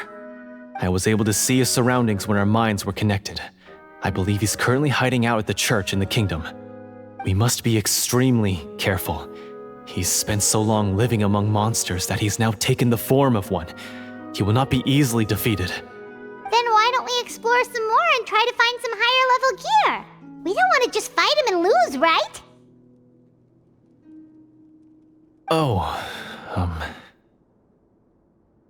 No, we have to strike now. He was greatly weakened when I managed to break out of his control. If we let him rest, he might have time to escape. I agree with Mr. Florian. We've got to act while we have the advantage. Don't forget, the people of the capital are counting on us. Yeah, now that we've got a plan, there's no point in waiting. The longer this drags on, the worse it will be for everybody. Yes, that's what's called...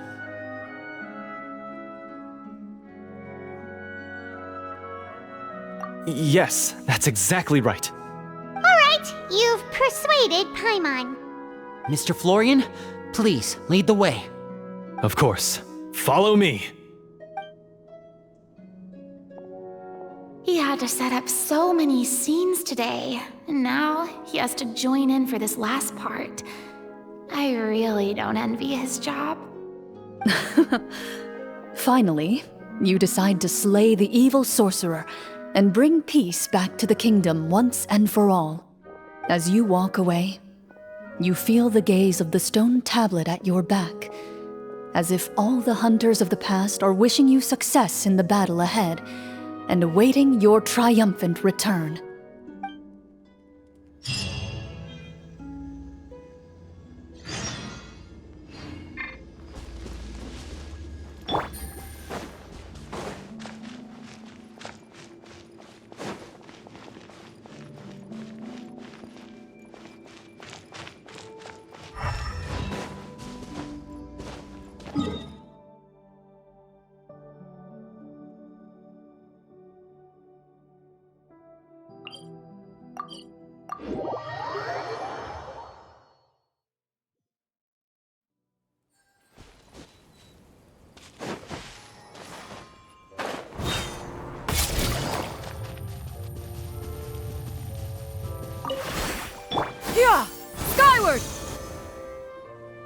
Finally, you arrive at the church Florian described. As you approach, an ominous aura surrounds you. You get the sense that your enemy is close at hand. How strange. This uneasy feeling seems so real. How did they manage that?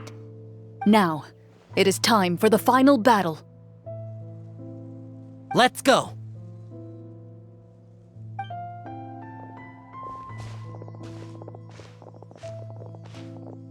Florian, wait. What's wrong? I think you should wait outside. You've already been corrupted by the Devorator once. It could easily re-enter your mind and take control of your body. I don't think it's a good idea for you to be this close. If it corrupts you again, it's possible you might take on a new form entirely. That's exactly why I have to go. Why I should be at the very front. You mean... Yes. I intend to lure it into my body. That's too risky. If things get out of hand, I might have to kill you. Do you understand how dangerous this is? I understand, but if I do this, you'll have a clear and visible target. The Devorator will have a hard time passing up a chance to enter a body it knows how to control. You won't have to worry about any of your friends being taken over. You're not like me, Miss Clorinde. You're a just and powerful Marechaussee hunter. The monster broke free due to my error. It's only right that I shoulder the responsibility for its destruction. This is... something that I have to do. Consider it a duel to restore my honor. My only request is that you give it your all.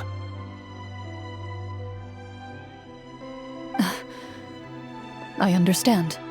Then, as a champion duelist, I hereby accept your request for a duel, and extend to you my most sincere regards. Thank you. The battle is now upon us. Let the Devorator once again tremble under the blade of the Marechaussee hunters.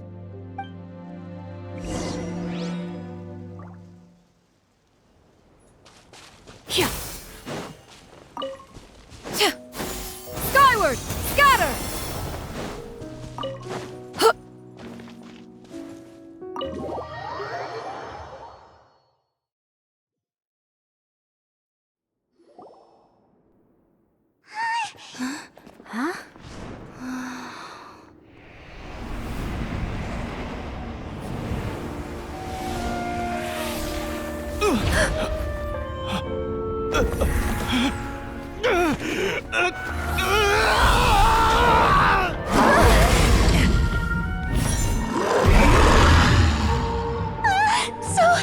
So lifelike!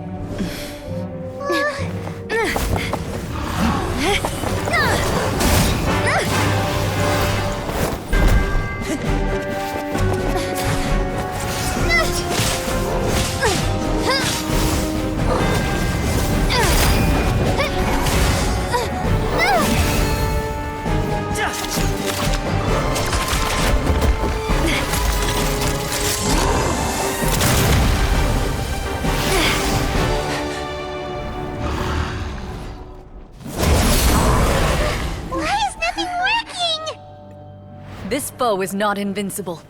You hold the treasure, the power to defeat it, in your own 2 hands. The treasure? You mean...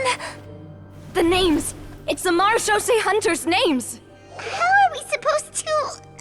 You forget, Paimon? There's still one skill we saved until the very end. Hunters fight not for fame, but to aid the people whenever they are summoned. Walter the Marechaussee Hunter, master of 1,000 tricks, executioner of the Phantom Hunters, I call for aid! Est, the Marechaussee Hunter, inheritor of Cassiodor's will, judge of the Shadow Hunters. Answer my call!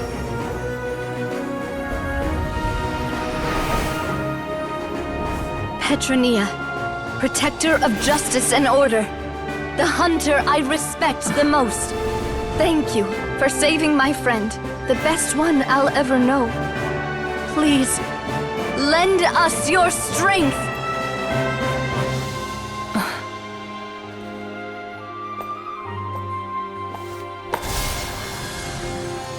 We have come to answer your summons.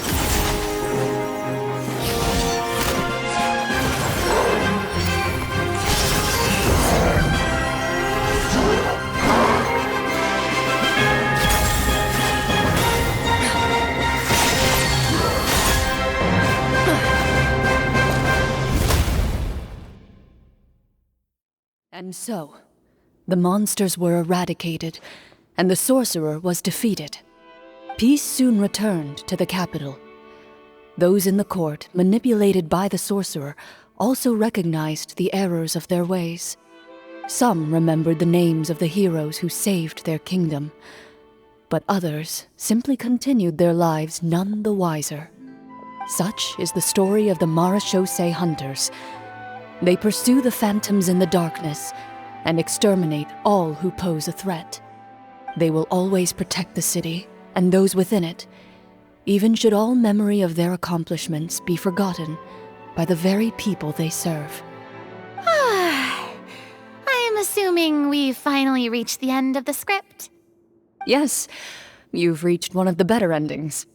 It's a pretty solid story overall. I thought it was just an ordinary adventure at first, but the further we got into it, the more impressed I became with the production and the plot. That final battle especially.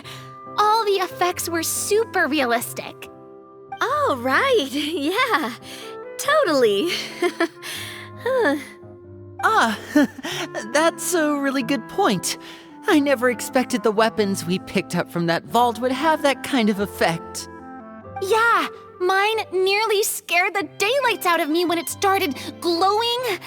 I took a good look at it after we got out, but I don't think it ever lit up again. Oh, we should probably give these props back, right?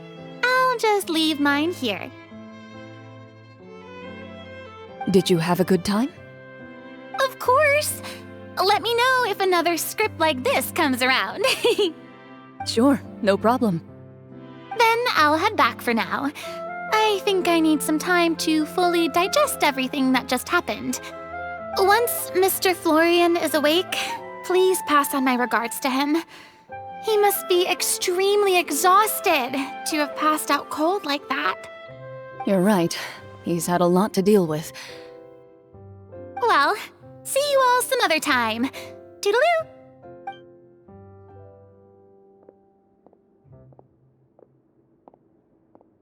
Okay, so, can I ask now, I think it should be fine, yeah. what in the world was going on back there? So you saw through all of that? That time in the cave when you told us to close our eyes, it'd be weirder if we didn't notice anything. I was dying of curiosity the entire time. I mean, you did a pretty bang-up job of pretending nothing had gone wrong. Farina actually looked like she thought all of it was planned. Guess none of us wanted to be the one to break the illusion. What are you all talking about? Oh, wait. Don't tell me Paimon never... Oh, this is all my fault. It's not too late to cover your ears. Here, Paimon, I'll do it for you. Bit late for that, don't you think? You're saying everything that happened back there wasn't actually part of the script? It's probably more accurate to say this was never a real scripted story to begin with. What? So loud. My head. Hey, you! Get up right now and explain yourself! No shaking, please! Oh, my head.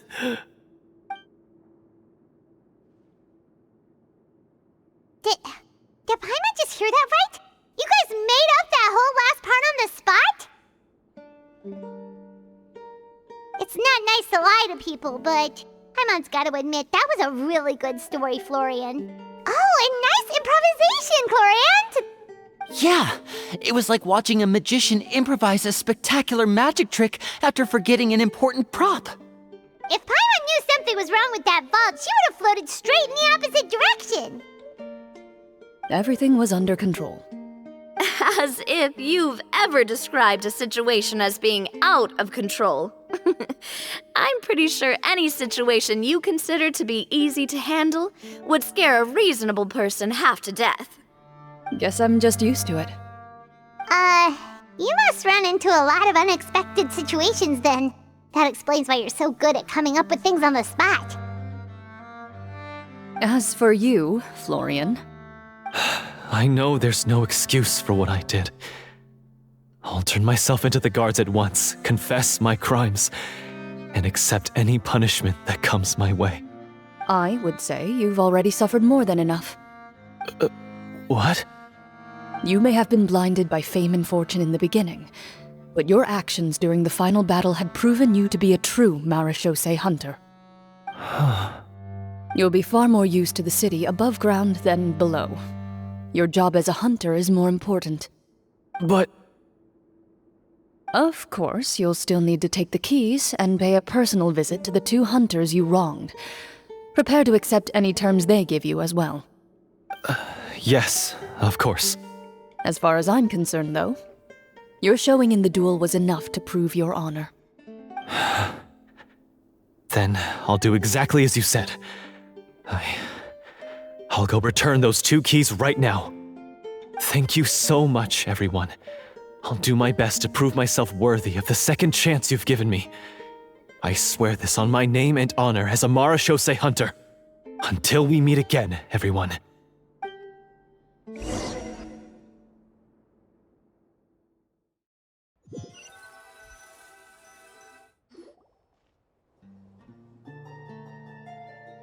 Speaking of Marashose hunters, what should we do about the treasure in that cave? Leave it be. Are you sure? We could show it to people, make it so that the hunters are remembered. Don't you want that? No. Every name on that tablet made the same choice. All hunters know what the path entails. I am no exception. My identity as a Marashose hunter is not something I need people to remember. I wish only to be recognized as a champion duelist. Nothing more. That's certainly very different from the path of a magician. Still, I admire your decision. Wait! Paimon just remembered something. If there were no special effects involved, why did our weapons begin to glow during the battle?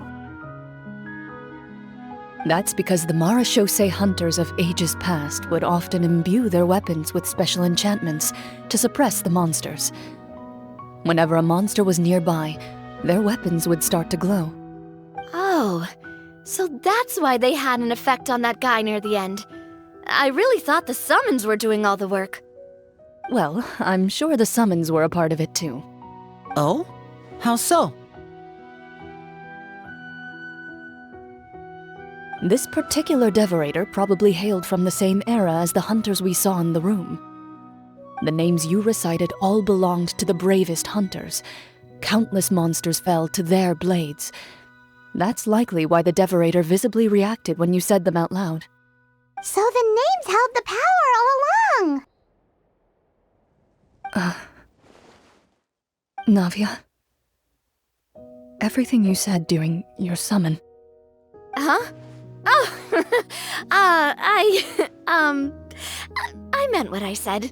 I mean, it was true to my character, so yeah, I'm glad you heard it.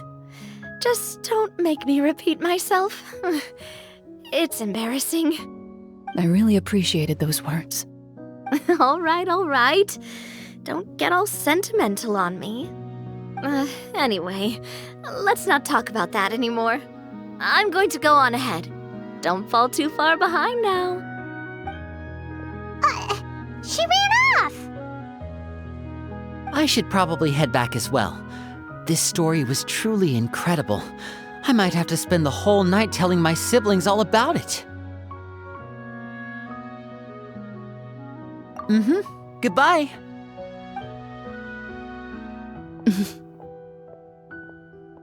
Traveler, should your name and deeds be forgotten, what do you think the significance of your journey will be?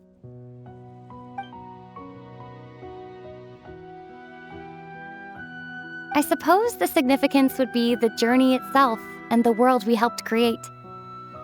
There's still value in the time I shared with everyone here, in the things we were able to accomplish, even if no one remembers them. A great answer. I'll remember it. Me? The Marashose hunter says nothing in response to that question. Perhaps her answer lies in her silence, an unspoken vow left to echo through the night. The path she walks needs no explanation.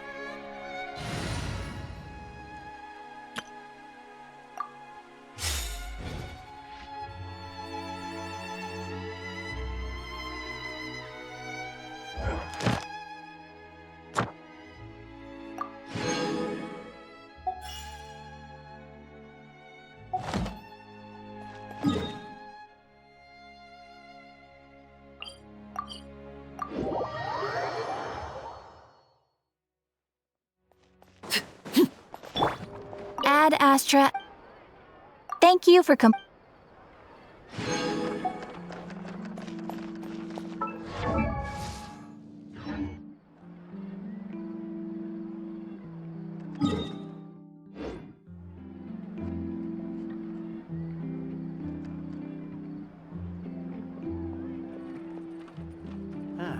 Exactly. But none of them believe There'll me. be an extra fee for that. Can we play banker next time?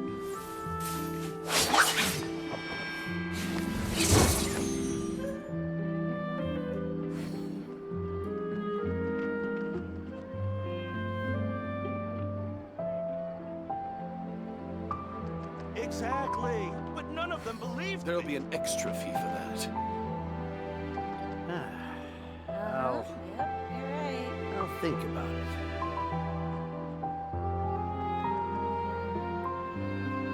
I've faced many opponents in my duels. Most of them I defeated. The rest surrendered. No, I have never lost a duel. Exactly. But none of them believed me. There'll be an extra fee for that. Can we play banker next time? I'll think about it.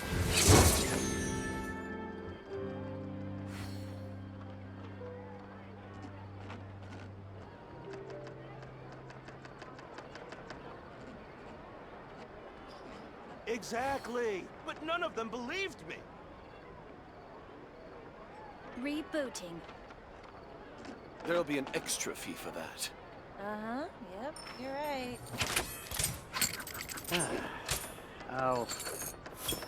I'll think about it.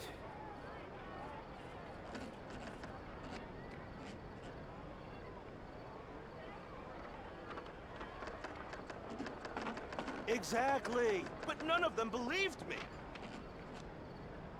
In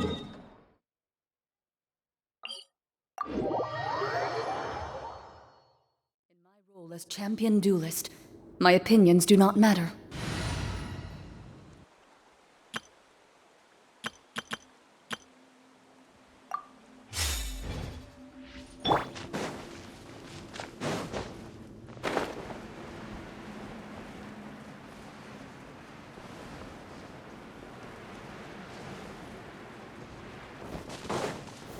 Stabilize!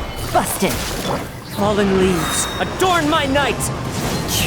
Things are about to get dicey. Quietly now. Fuse is lit!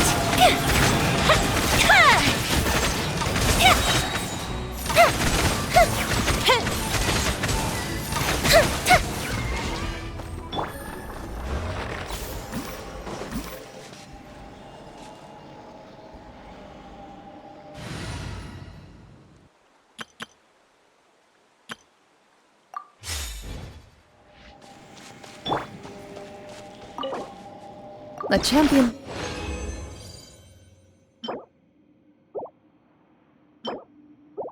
Duelist's job is not that complicated. In fact, you could say it's one of the simplest jobs there is. Defeat your opponent, as requested by the trial court. That's all there is to it. Perhaps that's why some people colloquially refer to me as an executioner.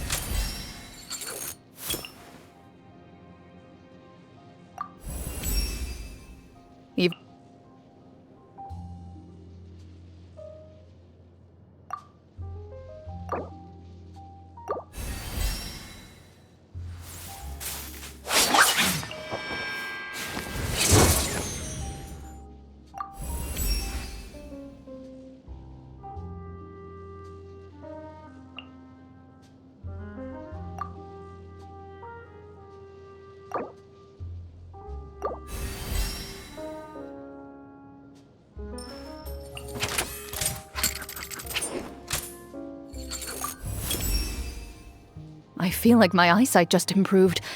Let me do a test shot on that leaf over there.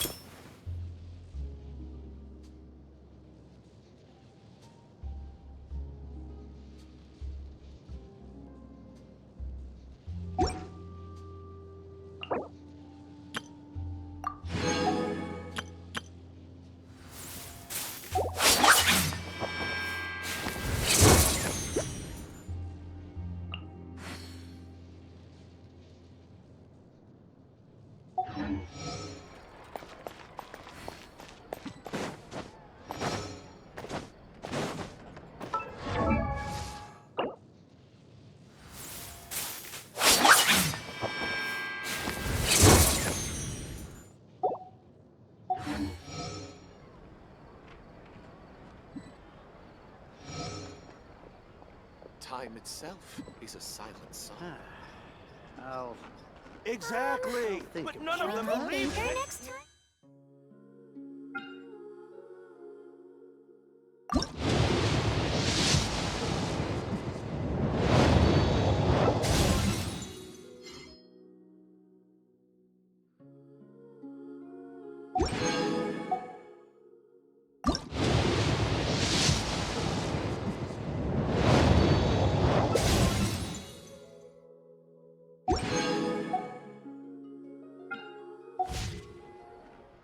An end to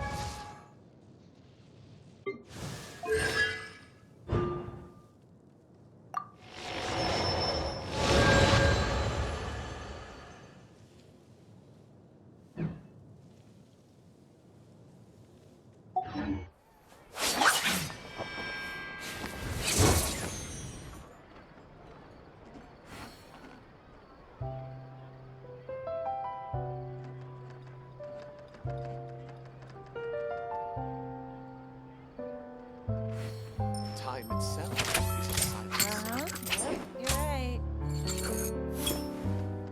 Exactly! But none of them believed me! For An that. antique's I'll value think is about in it. the eye of the beholder.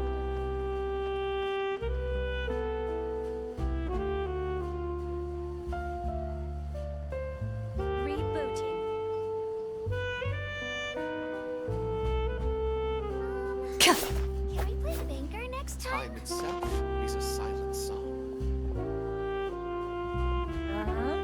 Yep, you're right.